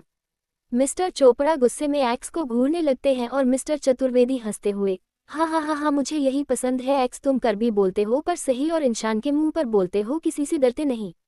एक्स, यह मेरी आदत है, अब मैंने यहाँ कोई जोक नहीं मारा तो हंसना बंद करके काम की बात करते हैं। मिस्टर चतुर्वेदी हंसते हुए रुक जाते हैं और सीरियस होकर एक्स को देखने लगते हैं। मिस्टर चोपड़ा भी अपने गुस्से को साइड में करके एक्स को देख रही थी, जो उन दोनों को देखते हुए अपने प्लान को समझा रहा था। अंडरस्को सिटी हॉस्पिटल। प्राची अपने केबिन में बैठी उसी लकड़ी के बारे में सोच रही थी। उसे समझ नहीं आ रही थी उसे क्यों उस लड़की को ऐसे देख इतना पैन हो रही है, क्यों वह लड़की उसे अपना सा लग रही है। प्राची सोच ही रही थी, तभी उसके केबिन में एक नर्स आती है और उसे उस लड़की की रिपोर्ट दिखाते हुए, ये रही मिस स्निग्धा वर्मा की रिपोर्ट। प्राची अपना सिर हाँ में हिलाते हुए रिपोर्ट ले लेती है और जब उस रिपोर्ट को देखती है तो उसके हाथ कांपने लगते हैं। प्राची उन रिपोर्ट को देखते हुए, मतलब स्निग्धा वर्मा रंजीत वर्मा की बेटी नहीं है पर वह अंकिता वर्मा की बेटी है, मतलब अंकिता वर्मा की संबंध किसी दूसरे मर्द के साथ था, क्या वह मर्द मेरे पापा? इतना सोचते सोचते प्राची अपना सिर ना में हिलती है, नहीं, ऐसा नहीं हो सकता, मेरे पापा तो मम्मी से प्यार करते थे और फिर मम्मी के जाने के बाद मेरे लिए उन्होंने दूसरी शादी की और फिर वह नहीं, प्राची तो गलत सोच रही है, ये बस एक कोइंसिडेंट है, उसे लड़की के साथ इतना बुरा हुआ इसलिए मुझे उसके लिए इतना बुरा लग रही है। प्राची ने इतना कहा ही था कि तभी उसके केबिन का डोर नॉक होता है। प्राची खुद को सही कर रिपोर्ट को जल्दी से छुपाकर डोर को देखते हुए कामिंग। प्राची के कहते ही सिद्धार्थ अंदर आता है। सिद्धार्थ को देख प्राची हैरानी से, सिद्धार्थ भैया आप यहाँ? सिद्धार्थ प्राची के सामने बैठते हुए, क्यों नहीं आ सकता? प्राची सिर हिलाकर, हाँ आ सकते हैं, वैसे भी मैं आपसे मिलने आने वाली थी। सिद्धार्थ अपने एक आईब्रो ऊपर करके, मुझसे क्यों मिलने आने वाली थी? प्राची सिद्धार्थ को देख, मुझे सीधी बात सीधी तरह से कहना पसंद है। सिद्धार्थ सिर हिलाता है तो प्राची कहती है, आपके तो एंगेजमेंट हो गया है 8 साल पहले ही उस लड़की के साथ और उसके वापस आने के बाद शादी भी है, तो आप मेरी छोटी की लाइफ क्यों खराब कर रहे हैं? इतना कहते कहते प्राची के आवाज में गुस्सा दिखाने लगती है जो सिद्धार्थ भी महसूस कर लेता है। सिद्धार्थ शांत आवाज में, मुझे भी सीधा बात सीधी तरह से कहना पसंद है। प्राची सिर हिलाकर, तो कहिए। सिद्धार्थ, मैं टीना से प्यार करता हूँ, मैं उसकी लाइफ खराब नहीं कर रहा। प्राची सिद्धार्थ को घूरते हुए, तो आप अपनी शादी क्यों नहीं तोड़ देते? सिद्धार्थ, मैं ऐसा नहीं कर सकता इसलिए। प्राची गुस्से में चिल्लाकर, तो क्या आप मेरी बहन को अपना मिस्ट्रेस बनकर रखना चाहते हैं? उंगली दिखाकर, मैं आपके बहुत रेस्पेक्ट करती हूँ पर आप जो मेरी बहन के साथ कर रहे हैं ये गलत है, आप उसके लाइफ से निकाल जाइए। सिद्धार्थ प्राची को घूरते हुए, पहले तुम शांत हो जाओ और मैं तुम्हारे बहन को कभी नहीं छोड़ूंगा, चाहे मेरा शादी हो या ना हो। प्राची गुस्से में, मैं मेरी बहन की लाइफ ऐसे आपको खराब नहीं करने दूंगी। सिद्धार्थ प्राची के बातों को इग्नोर कर, तुमने टीना को ये सब बता दिया। प्राची सोचती है टीना ने उसे मना किया था कहने को, जिसे सोच प्राची अपनी सिर ना में हिलाते हुए, नहीं कहा है मैंने टीना को, पर कह दूंगी तो प्लीज आप उसके लाइफ से चले जाए इससे पहले कि वह और ज्यादा। सिद्धार्थ चेयर से उठकर प्राची को देख, तुम जो कह रहे हो वह तो मैं नहीं कर सकता और तुम भी अपना मुंह बंद ही रखना, मैं तुम्हें ऑर्डर नहीं दे रहा हूं और ना थ्रेट दे रहा हूं, यह मेरा रिक्वेस्ट है। इतना कहकर सिद्धार्थ केबिन से बाहर जाने लगता है तो प्राची गुस्से में अपने चेयर से उठकर जाते हुए सिद्धार्थ को देख, मैं आपके साथ मेरी बहन को नहीं रहने दूंगी, ऐसे में अपनी बहन की लाइफ बर्बाद नहीं होने दूंगी, समझे आप? सिद्धार्थ रुककर पीछे पलट प्राची को देखते हैं तुम कैसे टीना को मुझसे दूर करते हो। आई प्रॉमिस, तुम क्या दुनिया की कोई भी ताकत टीना से मुझे दूर नहीं कर सकता। इतना कहकर सिद्धार्थ केबिन से बाहर चला जाता है और प्राची गुस्से में उसे देखते हुए चेयर पर बैठ जाती है और अपनी सिर पकड़ लेती है। क्या करेगी नितिन गुंजन के साथ? क्या स्निग्धा के साथ प्राची की कोई कनेक्शन है? क्या एक्स के बनाए हुए ट्रैप पर स्टीफन फंस जाएगा? क्या प्राची सिद्धार्थ और टीना को अलग कर पाएगी? क्या सिद्धार्थ टीना को अपने पास रखने के लिए प्राची को कोई नुकसान पहुंचा देगा? एपिसोड 79, आशुतोष के हॉस्पिटल प्राची से मिलने आना। अब आगे। प्राची स्निग्धा के वार्ड में बैठ उसे देख रही थी, तभी एक नजर कर प्राची को देख, मैडम एक आदमी आए हैं। प्राची नर्स को देख, कौन आदमी आए हैं? नर्स, वह कह रहा था आशुतोष अग्रवाल नाम है। प्राची धीरे से, ये कौन है? फिर नर्स को देख, ठीक है तुम उनको मेरे केबिन में बिठाओ, मैं आ रही हूँ। नर्स सिर हाँ में हिलाकर चली जाती है, तभी वार्ड में स्निग्धा की मां आती है और प्राची को देख हाथ जोड़कर, आपको लाख लाख शुक्रिया मेरी बेटी को बचाने के लिए, पर इसे अभी तक होश क्यों नहीं आया? प्राची उनको देख, सॉरी आंटी पर स्निग्धा कोमा में जा चुकी है, उसे कब तक होश आएगी पता नहीं, हो सकती है अभी होश आ जाए या 1 महीने या 2 साल या 3 साल, कुछ नहीं कह सकते कब तक होश आएगी। प्राची की बात सुनकर अंकिता जी रोते हुए वहीं बैठ जाती है तो प्राची उनको उठाकर सोफे पर बिठाते हुए, आप टेंशन मत लीजिए, जब तक स्निग्धा को होश नहीं आती उसकी सारी खर्च मेरी, मैं पूरी कोशिश करूंगी जल्दी उसे होश आ जाए, अभी मैं चलती हूँ। इतना कहकर प्राची वार्ड से बाहर आती है तो उसके सामने से कुछ पुलिस आ रहे थे। प्राची उनको देख जल्दी उनके पास जाकर, आप लोगों को कुछ पता चला कौन है वह रेपिस्ट? एक पुलिस प्राची को देख, अभी तक हमें कुछ भी नहीं पता, हम इसलिए ही यहाँ आए हैं ताकि हम स्निग्धा वर्मा से बात कर सके, जान सके। प्राची उदास होकर, पर सर वह तो कोमा में जा चुकी है। Police inspector वियाट। प्राची सिर हिलाकर, हाँ पर आप उसके माँ से बात कर सकते हैं। पुलिस इंस्पेक्टर सिर हिलाकर, तो चलिए हमें उनसे ही बात करना है। प्राची सिर हिलाकर उनको वार्ड के अंदर ले जाती है जहां अंकिता जी स्निग्धा के पास बैठे रो रहे थे। प्राची उनको देख, आंटी। वह पीछे पलटकर देखते हैं और वहां पुलिस देख वह डर जाते हैं, जिसे देख प्राची जल्दी से उनके पास जाकर, आंटी आप डरिए मत, ये बस आपसे कुछ सवाल करेंगे। अंकिता जी प्राची को देख, इनको यहाँ किसने बुलाया है? पुलिस इंस्पेक्टर, मैडम यह एक रेप केस है और आपकी बेटी को सड़क के बीचों बीच न्यूड पाई गई हो, हमें किसी को बुलाने की जरूरत नहीं है, आप बस हमारा साथ दीजिए, हम उस रेपिस्ट को पकड़ उसके किए की सजा देंगे। अंकिता जी हाथ जोड़कर, मैं किसी को सजा नहीं देना चाहती, प्लीज आप लोग इस केस को और आगे मत ले जाइए प्लीज। प्राची हैरानी से, आप ये क्या कह रहे हैं? आप नहीं चाहते उसे सजा मिले जिसने आपकी फूल जैसी बच्ची के साथ ये किया? अंकिता जी प्राची को देख, नहीं चाहती मैं, इससे मेरी बच्ची के बारे में सबको पता चल जाएंगी, मेरी बच्ची किसी के सामने मुंह नहीं दिखा पाएगी। प्राची उनको समझाते हुए, पर क्यों वह किसी को मुंह नहीं दिखा पाएगी, उसने कुछ नहीं किया तो वह। अंकिता जी प्राची को रोक, मुझे इतना सब नहीं पता, पुलिस को देखिए प्लीज आप लोग यहाँ से जाइए, हमें किसी को सजा नहीं देना। प्राची और पुलिस इंस्पेक्टर अंकिता जी को बहुत समझाने की कोशिश करते हैं पर वह नहीं समझते और उनको वार्ड से बाहर निकल देते हैं। पुलिस इंस्पेक्टर प्राची को देख, मैडम अब हम चलते हैं, हमें ये केस बंद करना होगा। प्राची पुलिस इंस्पेक्टर को देख, प्लीज सर इस केस को बंद मत कीजिए, हमें स्निग्धा को जस्टिस दिलाना होगा। पुलिस इंस्पेक्टर, सॉरी मैडम, हम कुछ नहीं कर सकते क्योंकि उनकी माँ खुद यह नहीं चाहती, अब हम चलते हैं। इतना कहकर पुलिस इंस्पेक्टर चले जाते हैं, जिसे देख प्राची एकदम से बहुत ज्यादा उदास हो जाती है और वहीं पर रखे चेयर पर बैठ जाती है। अंडस्को टीना अभी रूम में बैठे मिश्का से फोन पर बात कर रही थी। वही टीना सिर हाँ में हिलाते हुए, दी आपने मुझे कहा था गोया से आने के बाद आप मुझे बताएंगे उस लड़की के बारे में। उधर से मिश्का, क्या जानना है उस लड़की के बारे में? टीना खिड़की के पास आकर, सब कुछ जो आपको पता है। मिश्का, ठीक है तो सुन, रोशनी नाम है उसकी, बह भैया के उम्र के, उसके पापा रिपन देशमुख, मम्मी रनीता देशमुख। बह अभी यहाँ नहीं है, उस इंसिडेंट के बाद बह यहाँ से चले गए। उनकी काफ़ी बड़े बिजनेस है जो पहले ऐसे बड़ी नहीं थी, भैया के साथ रिश्ता जोड़ने के बाद हुआ।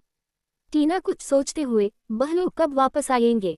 मिश्का, ये तो मुझे भी नहीं पता, बह लग कब तक आएगा, जब उनकी मन होंगी तब आएगी, और उनके आने के बाद सिद्धार्थ भैया की शादी होगी उस नागिन से।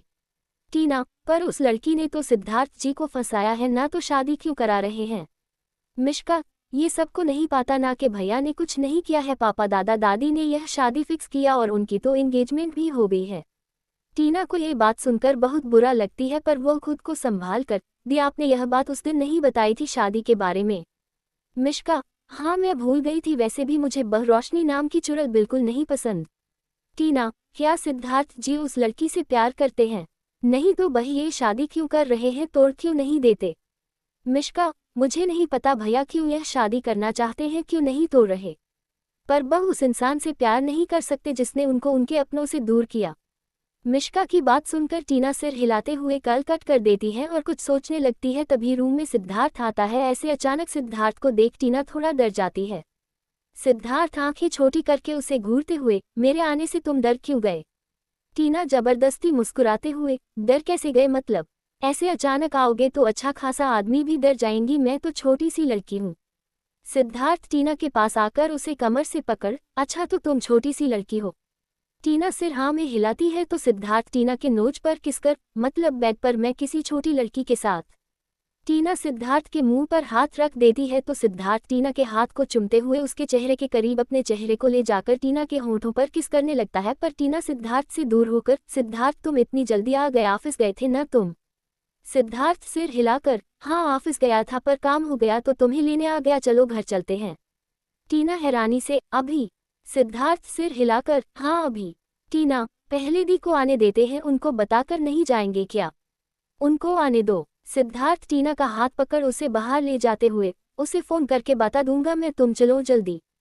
टीना को कुछ भी समझ नहीं आ रही थी अचानक सिद्धार्थ इतनी जल्दी उसे क्यों ले जा रहा है, पर फिर भी वह कुछ नहीं कहती, चुपचाप सिद्धार्थ के साथ चली जाती है।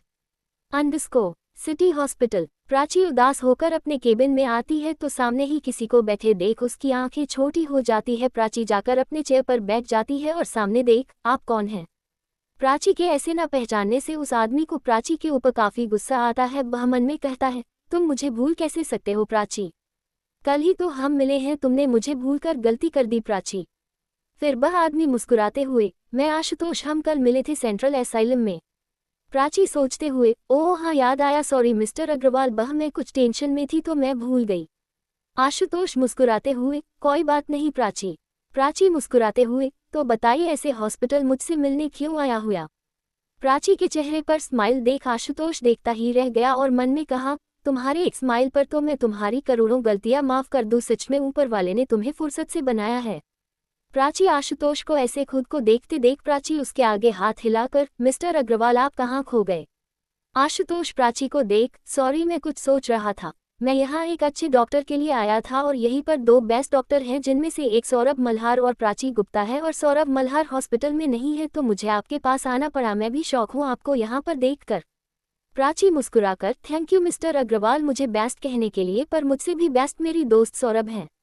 आशुतोष को प्राची के सौरभ को दोस्त कहना अच्छा नहीं लगता और उसका तारीफ करना तो उसे गुस्सा दिला रहा था। आशुतोष खुद को समझाकर शांत करते हुए प्राची को देख, मेरे हाथों की ड्रेसिंग कराने के लिए मैं यहाँ आया हूँ, अभी यहाँ मेरा डॉक्टर नहीं है इसलिए। प्राची सिर हिलाकर, ओहे पर ऐसा हुआ कैसे? इतना कहते कहते प्राची अपने जगह से उठकर आशुतोष के पास आती है और उसके हाथ को देखकर चौंकते हुए, ये तो और ज्यादा गहरा हो गई है, साथ में और भी चोट के निशान है, पर ये तो कल नहीं था, ये कैसे हुआ?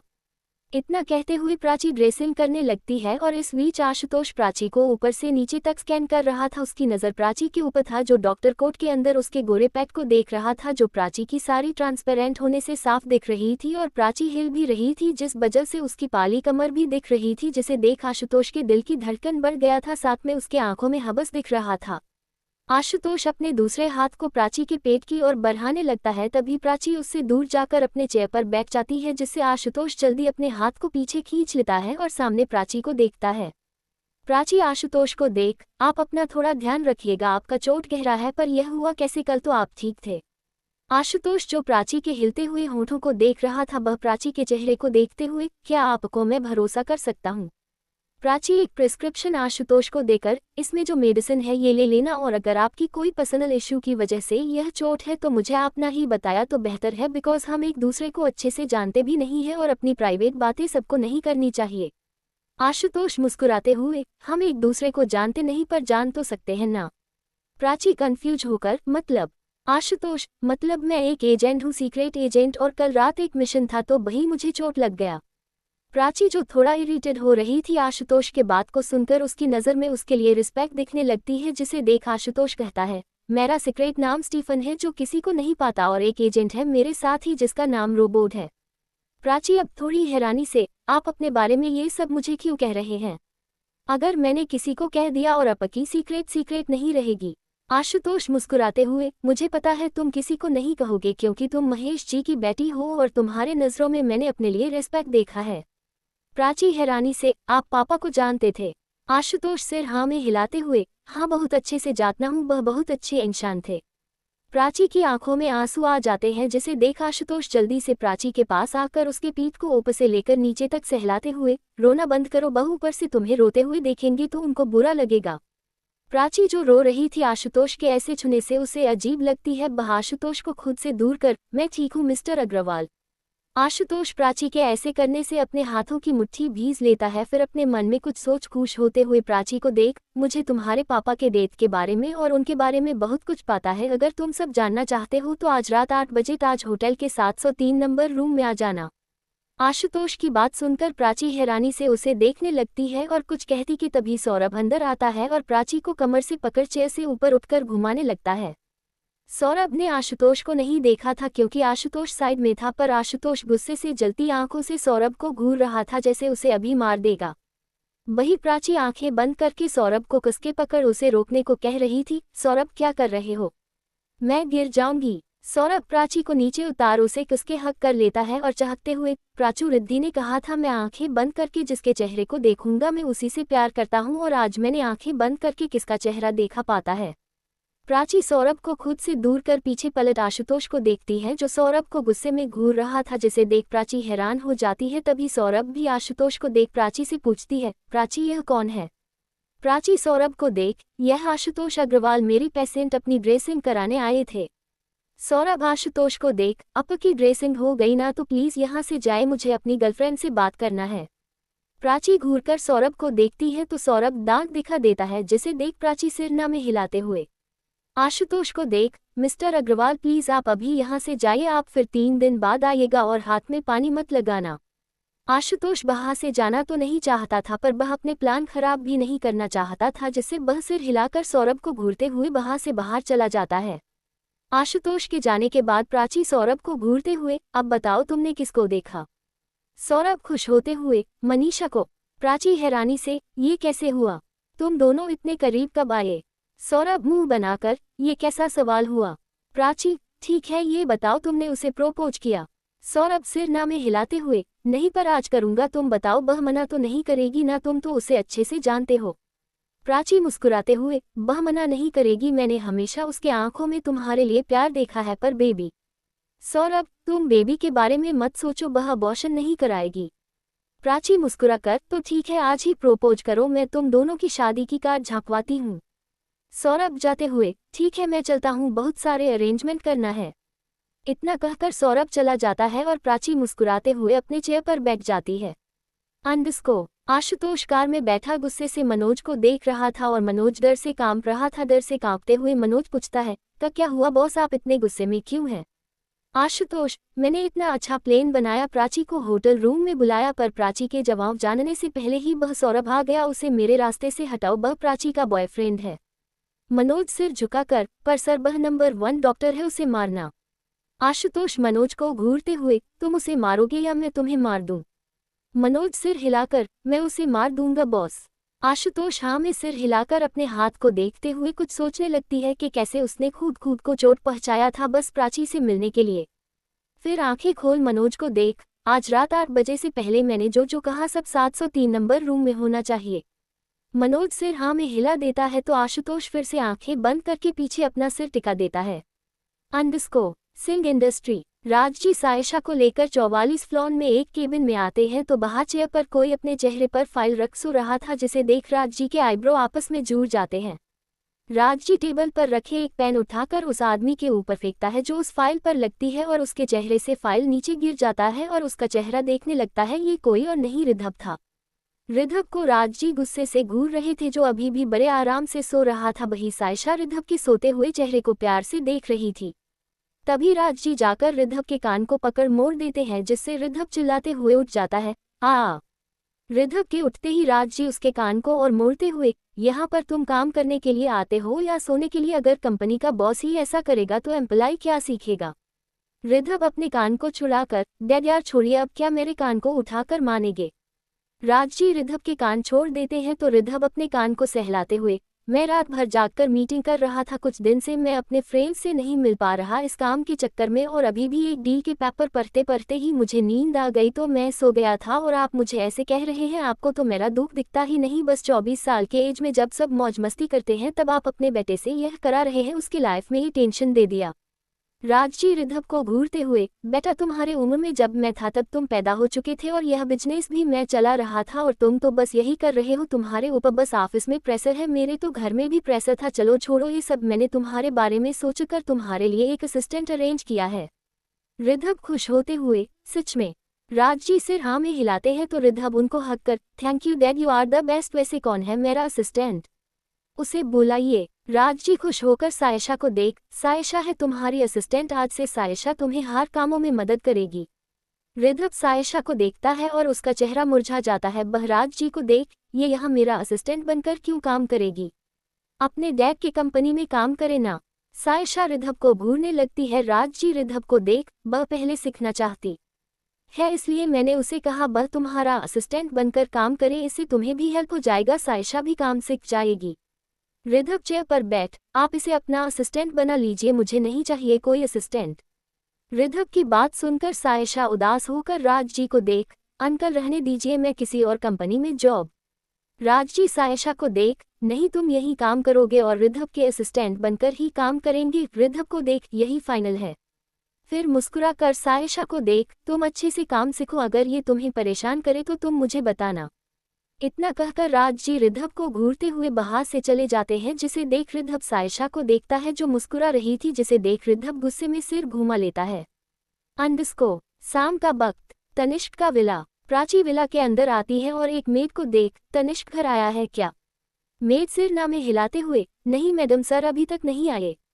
प्राची सिर हिलाकर अपने रूम की ओर चली जाती है और जैसे ही रूम में आती है तो उसकी नज़र कॉफी टेबल पर रखे बॉक्सेस पर जाती है जिसके ऊपर एक नोट भी थी।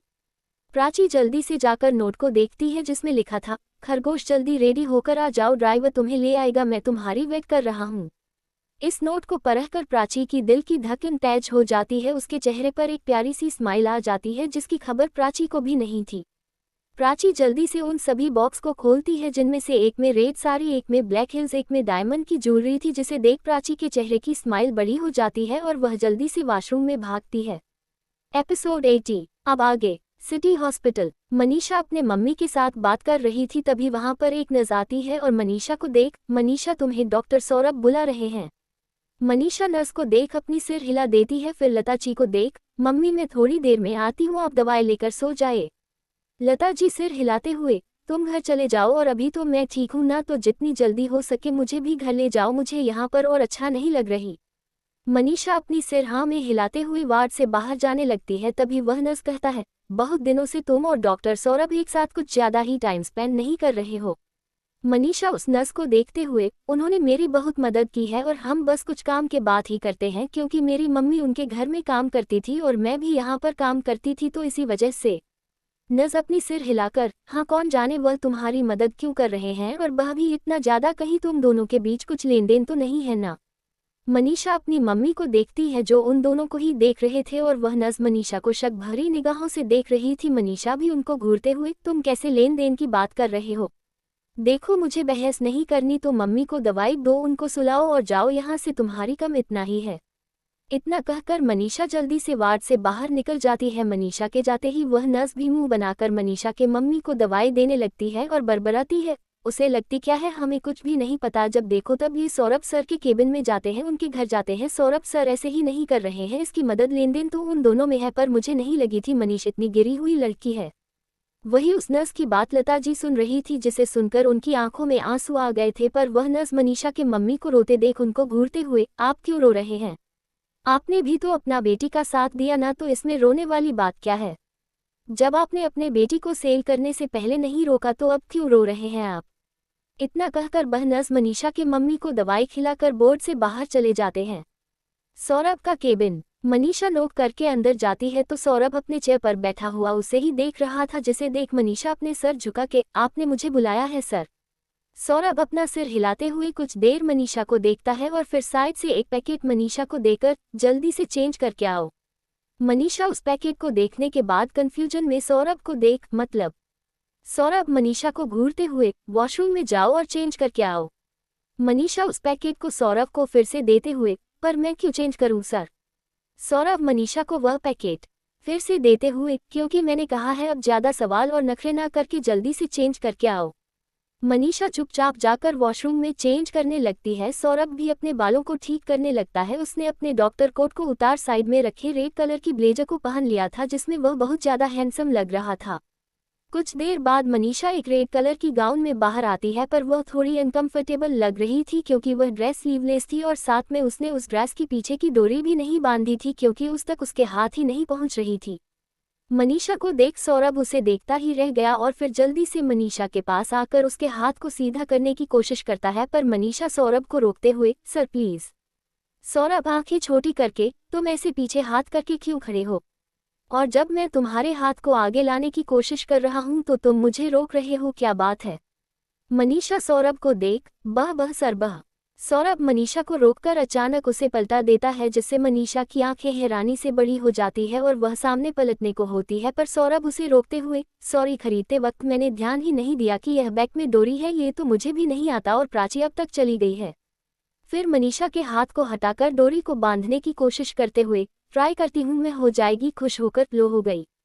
सौरभ फिर से मनीषा को अपनी तरफ पलटाता है। मनीषा हैरानी से सौरभ को देखकर, यह आपने खरीदा है? आपने मुझे क्यों पहनने दिया? सौरभ मनीषा को भूलते हुए, तुम इतनी ज्यादा डफर कैसे हो सकते हो? जब यह मैंने तुम्हें पहनने दिया है तो इसका मतलब यह मैं तुम्हारे लिए ही लाया हूँ। मनीषा और ज्यादा हैरान होकर, आपने मेरे लिए लाया है, पर क्यों? सौरभ, क्योंकि मैं अभी तुम्हारी कत्ल करने वाला हूँ और मेरा यह आदत है कि मैं जब भी किसी को मारता हूँ ना तो न्यू ड्रेस पहना कर ही मरता हूँ, इसलिए मैंने तुम्हें न्यू ड्रेस दिया। सौरभ की बात पर मनीषा मुंह बनाती है तो सौरभ मनीषा को लेकर बाहर जाते हैं, चलो चलते हैं। मनीषा सौरभ की हाथ को पकड़, हम कहाँ जा रहे हैं? सौरभ मनीषा को घूरते हुए, पहले चलो फिर पता चलेगा, इतना सवाल क्यों करते हो तुम, और एक भी सवाल मत करना। मनीषा सिर झुकाकर चुपचाप खड़ी हो जाती है तो सौरभ भी मुस्कुराते हुए मनीषा को लेकर जाने लगता है और मनीषा भी चुपचाप सौरभ के पीछे पीछे जाने लगती है। अंडस्को वही प्राची अभी कार में थी, उसके चेहरे से स्माइल जा भी नहीं रही थी, वह बस तनिष्क के बारे में सोच सोच कर मुस्कुरा रही थी। प्राची ने तनिष्क के दिए हुए सारी ज्वेलरी ही पहनी थी, साथ में रेड लिपस्टिक, कोई मेकअप नहीं, जिसमें वह कमाल की खूबसूरत लग रही थी। कुछ एक घंटे बाद कर अपने लोकेशन पर रुकता है तो प्राची कार से बाहर आती है। उसके बाहर आते ही एक लेडी जिसने व्हाइट कलर की फ्रॉक पहना हुआ था प्राची के पास आती है और मुस्कुरा कर उसे अपने साथ चलने को कहती है।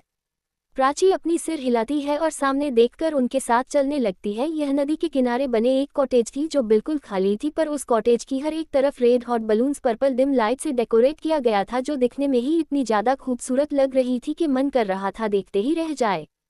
प्राची चारों तरफ बस हैरानी से देखते ही जा रही थी। वह लेडी प्राची को लेकर बिल्कुल नदी के किनारे एक खाली जगह पर ले आता है जो काफी ऊंचा था और उसके नीचे से नदी बह रही थी जिसमें आज हद से ज्यादा ही स्रोत थी और वह जगह बाकी सब जगह से और भी ज्यादा खूबसूरत थी। वहां पर हर तरफ रेड और व्हाइट फ्लावर थे, साथ में कैंडल भी जल रही थी और हॉट बलून्स भी थे। बीच में ही एक टेबल थी जिसमें वाइन का ग्लास रखा हुआ था और साथ में जूस भी। प्राची सब कुछ देखते हुए उसे लेडी को देखा है तो लेडी प्राची को अंदर जाने को इशारा करते हुए, आप अंदर जाइए मैडम, और हाँ आज नदी में बहुत स्रोत है तो नदी के पास मत जाना। प्राची सिर हाँ में हिलाकर चारों तरफ देखते हुए अंदर चली जाती है और उसके अंदर जाते ही उसके ऊपर गुलाब की पंखुड़ियां गिरती है जिससे प्राची खुशी से मुस्कुराते हुए अपने हाथ आगे करके ऊपर देखती है। प्राची चलते हुए आगे जाती है और चारों तरफ तनिष्क को ढूंढने लगती है पर उसे वहां पर तनिष्क नहीं दिख रही थी। प्राची अपने फोन में टाइम देखती है तो अभी 7:30 बज चुके थे। अंडस्को सौरभ अपना कार रोकता है और खुद कार से बाहर आकर मनीषा के साइड का डोर ओपन करके अपना हाथ आगे करता है। मनीषा तो बस हैरान पर हैरान हुए जा रही थी। वह सौरभ को देखती है तो सौरभ उसके हाथ को अपने हाथ में रखने को कहता है। मनीषा थोड़ी हिचकिचाती है पर फिर सौरभ के हाथ में अपनी हाथ रख देती है। सौरभ मनीषा को लेकर एक अपार्टमेंट में जाता है। मनीषा कुछ भी समझ नहीं पा रही थी, वह बस चारों तरफ देखे जा रही थी। सौरभ मनीषा को लेकर लिफ्ट में जाता है और 7th फ्लोर का बटन प्रेस कर देता है। मनीषा हिचकिते हुए सौरभ को देख पूछता है, सर हम कहाँ जा रहे हैं? आप मुझे यहाँ पर क्यों ले आए हैं? सौरभ मनीषा को देख, थोड़ी देर वेट करो, तुम्हें सब पता चल जाएगा। अब मनीषा गहरी सांस छोड़ती है और चुपचाप खड़ी हो जाती है क्योंकि उसने यह एक ही सवाल बहुत बार सौरभ से कर चुकी थी और सौरभ उसे एक भी बार सही जवाब नहीं दे रहा था। कुछ देर बाद लिफ्ट रुकता है और वह दोनों लिफ्ट से बाहर आते हैं। फिर सौरभ अपार्टमेंट के सामने जाकर अपने जेब से की निकाल कर डोर ओपन करता है और मनीषा को लेकर अंदर जाता है। अंदर बिल्कुल अंधेरा था जिसे देख मनीषा सौरभ को पकड़ के संभल के चलने लगती है। तभी सौरभ लाइट्स ऑन करता है और लाइट्स ऑन होते ही चारों तरफ देखकर मनीषा की आंखें हैरानी से फैल जाती है। चारों तरफ गुलाब की पंखुड़ियां बिछड़ी हुई थी और साथ में हॉट बलून भी था। मनीषा हैरानी से चारों तरफ देख ही रही थी कि सौरभ मनीषा का हाथ पकड़ उसे सामने ही रूम की ओर ले जाने लगता है। मनीषा भी चुपचाप सौरभ के साथ चली जाती है। जब वो दोनों रूम में आते हैं तो मनीषा और ज्यादा हैरान हो जाती है। रूम को भी डेकोरेट किया गया था। व्हाइट बेडशीट के ऊपर रेड हॉट बने हुए थे जो गुलाब की पंखुड़ियां से बनाया था। चारों तरफ गुलाब की पंखुड़ियां ही पंखुड़ियां थी, साथ में red hot balloon. Coffee table पर एक केक रखा हुआ था। सौरभ मनीषा का हाथ छोड़ देता है तो मनीषा अनजाने में ही उस कॉफी टेबल के पास जाकर केक को देखने लगती है जिसमें सौरभ और मनीषा का नाम लिखा हुआ था। ये सब देख मनीषा को कुछ समझ आ रही थी, सौरभ इतना सब क्यों कर रहा है। मनीषा की आंखें नम हो गई थी। वह मुड़कर सौरभ को देखती है तो सौरभ अपने घुटनों के बल बैठकर अपने हाथ में एक रिंग लेकर मनीषा को ही देख रहा था। सौरभ मनीषा को देखते हुए, will you be my life partner? Saurabh की बात सुन मनीषा आंखें टिमटिमाते हुए सौरभ को देखने लगती है तो सौरभ मनीषा के हाथ को खुद ही आगे करके उसे रिंग पहना देता है और उठकर मनीषा को हक करके, अब हम एंगेज्ड हो गए हैं। मनीषा सौरभ को खुद से दूर करके, पर आपने मुझसे सवाल किया ना, लेकिन आपने तो मेरी जवाब जानने से पहले ही। सौरभ मनीषा की कमर पकड़ उसे अपने पास खींचकर, मुझे पता है तुम्हारी जवाब हाँ होने वाली थी इसीलिए। मनीषा सौरभ को खुद से दूर कर, मेरी जवाब हाँ नहीं होने वाली थी सर, आप प्राची मैडम से प्यार करते हैं और मुझे पता है आप ये सब बस अपने बच्चे के लिए कर रहे हैं ताकि मैं अबॉर्शन ना कर दूं, है ना? आप चिंता मत कीजिए, मैं अबॉर्शन नहीं करूंगी। सौरभ मनीषा के गाल पर हाथ रख उसे समझाकर, मनीषा मानता हूँ मुझे बच्चे चाहिए क्योंकि वह हमारे प्यार की निशानी है। मैं तुमसे प्यार करता हूँ, I love you. I don't know ये कब हुआ कैसे हुआ बट यही सच है और अब मैं तुम्हें खुद से दूर नहीं जाने दूंगा और अगर तुम मुझसे दूर जाने की कोशिश करोगे तो मुझसे बुरा कोई नहीं होगा। इतना कहकर सौरभ मनीषा को किस करने लगता है। वही मनीषा सौरभ की बात सुनकर हैरान हो जाती है। उसे समझ नहीं आ रहा था वह मनीषा की जैसे किसी को कैसे प्यार कर सकता है। मनीषा सौरभ को खुद से दूर कर, सर आप ये सब क्या कह रहे हैं? आप मुझसे प्यार कैसे कर सकते हैं? मैं आपके स्टेटस। सौरभ मनीषा के होठों पर उंगली रख, मैंने अभी क्या कहा कैसे हुआ मुझे नहीं पता पर तुम मेरे हो मुझे ये पता है, तो अब तुम यह एक्सेप्ट कर लो। इतना कहकर सौरभ फिर से मनीषा को किस करने लगता है। इस बार मनीषा भी सौरभ का साथ देती है जो सौरभ के लिए नया था क्योंकि पहली बार मनीषा बिल्कुल अपनी मर्जी से उसे किस कर रही थी। कुछ देर किस करने के बाद सौरभ मनीषा को ले जाकर बेड पर बिठा देता है और केक को बेड पर लाकर मनीषा के पास बैठकर नाइफ को मनीषा के हाथ में पकड़कर उसके हाथ को पकड़, अब हम हमारे खुशी को सेलिब्रेट करेंगे। मनीषा बस शर्म से अपनी पलकें झुका लेती है। सौरभ और मनीषा एक साथ केक कट करने ही वाले थे कि तभी सौरभ का फोन बजने लगता है। सौरभ इरिटेट होकर बेड से उठकर फोन में देखा है तो उसका डैड का कॉल था।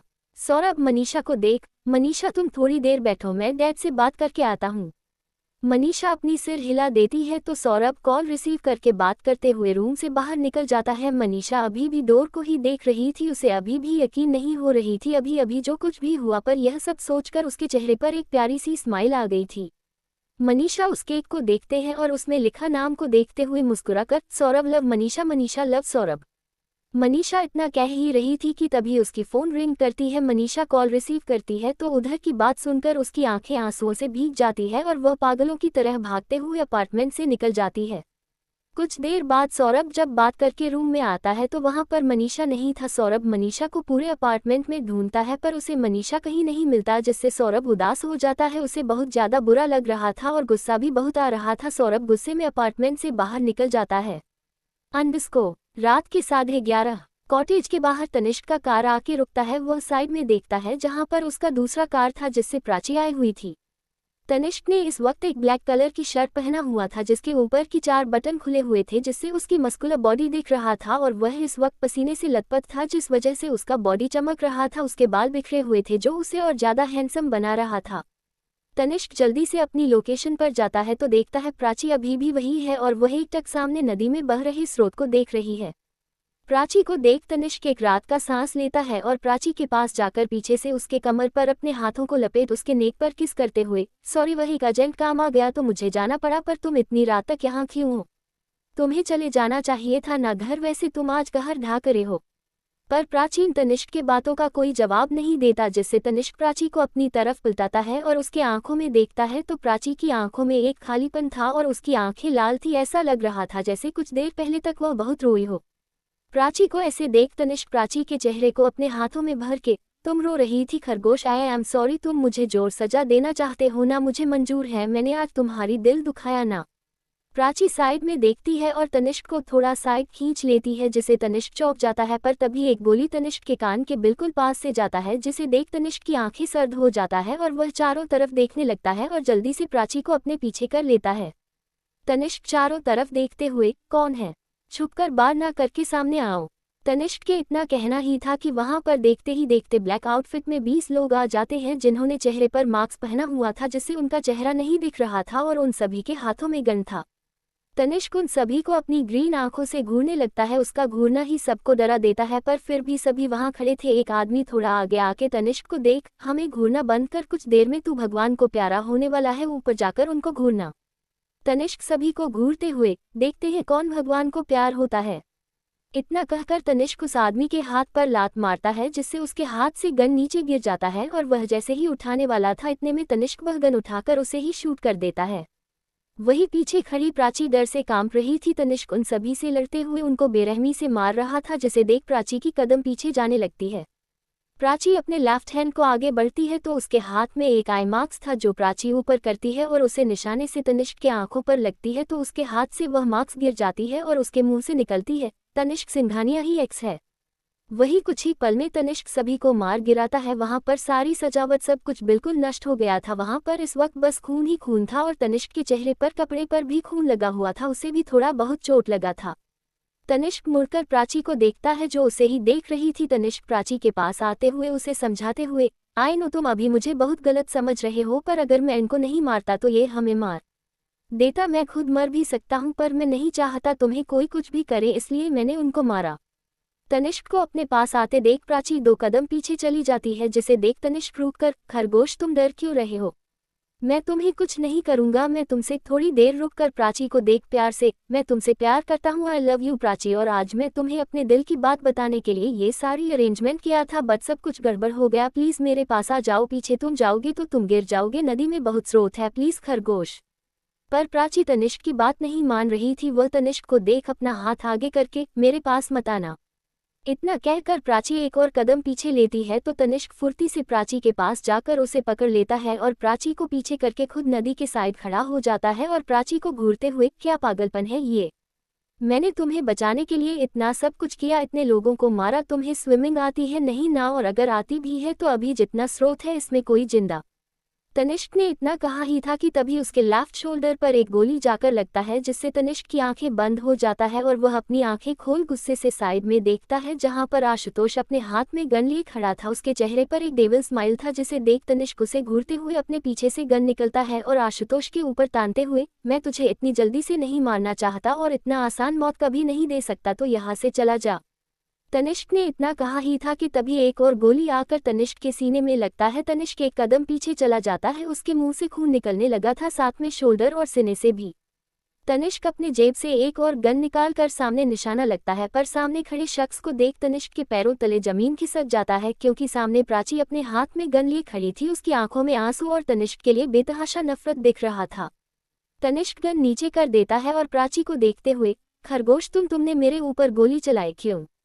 तनिष्क के बात पर प्राची कुछ नहीं कहती कि तभी एक और गोली जाकर तनिष्क सीने में लगता है और तनिष्क देखा है आशुतोष प्राची के पास आकर खड़ा है और डेविल स्माइल के साथ तनिष्क को देख प्राची और अपना कनेक्शन इशारे में बताता है, जिससे तनिष्क अपने हाथों की मुट्ठी बनाकर आशुतोष की ओर बढ़ता है और गुस्से में कहता है, मेरे खरगोश से दूर।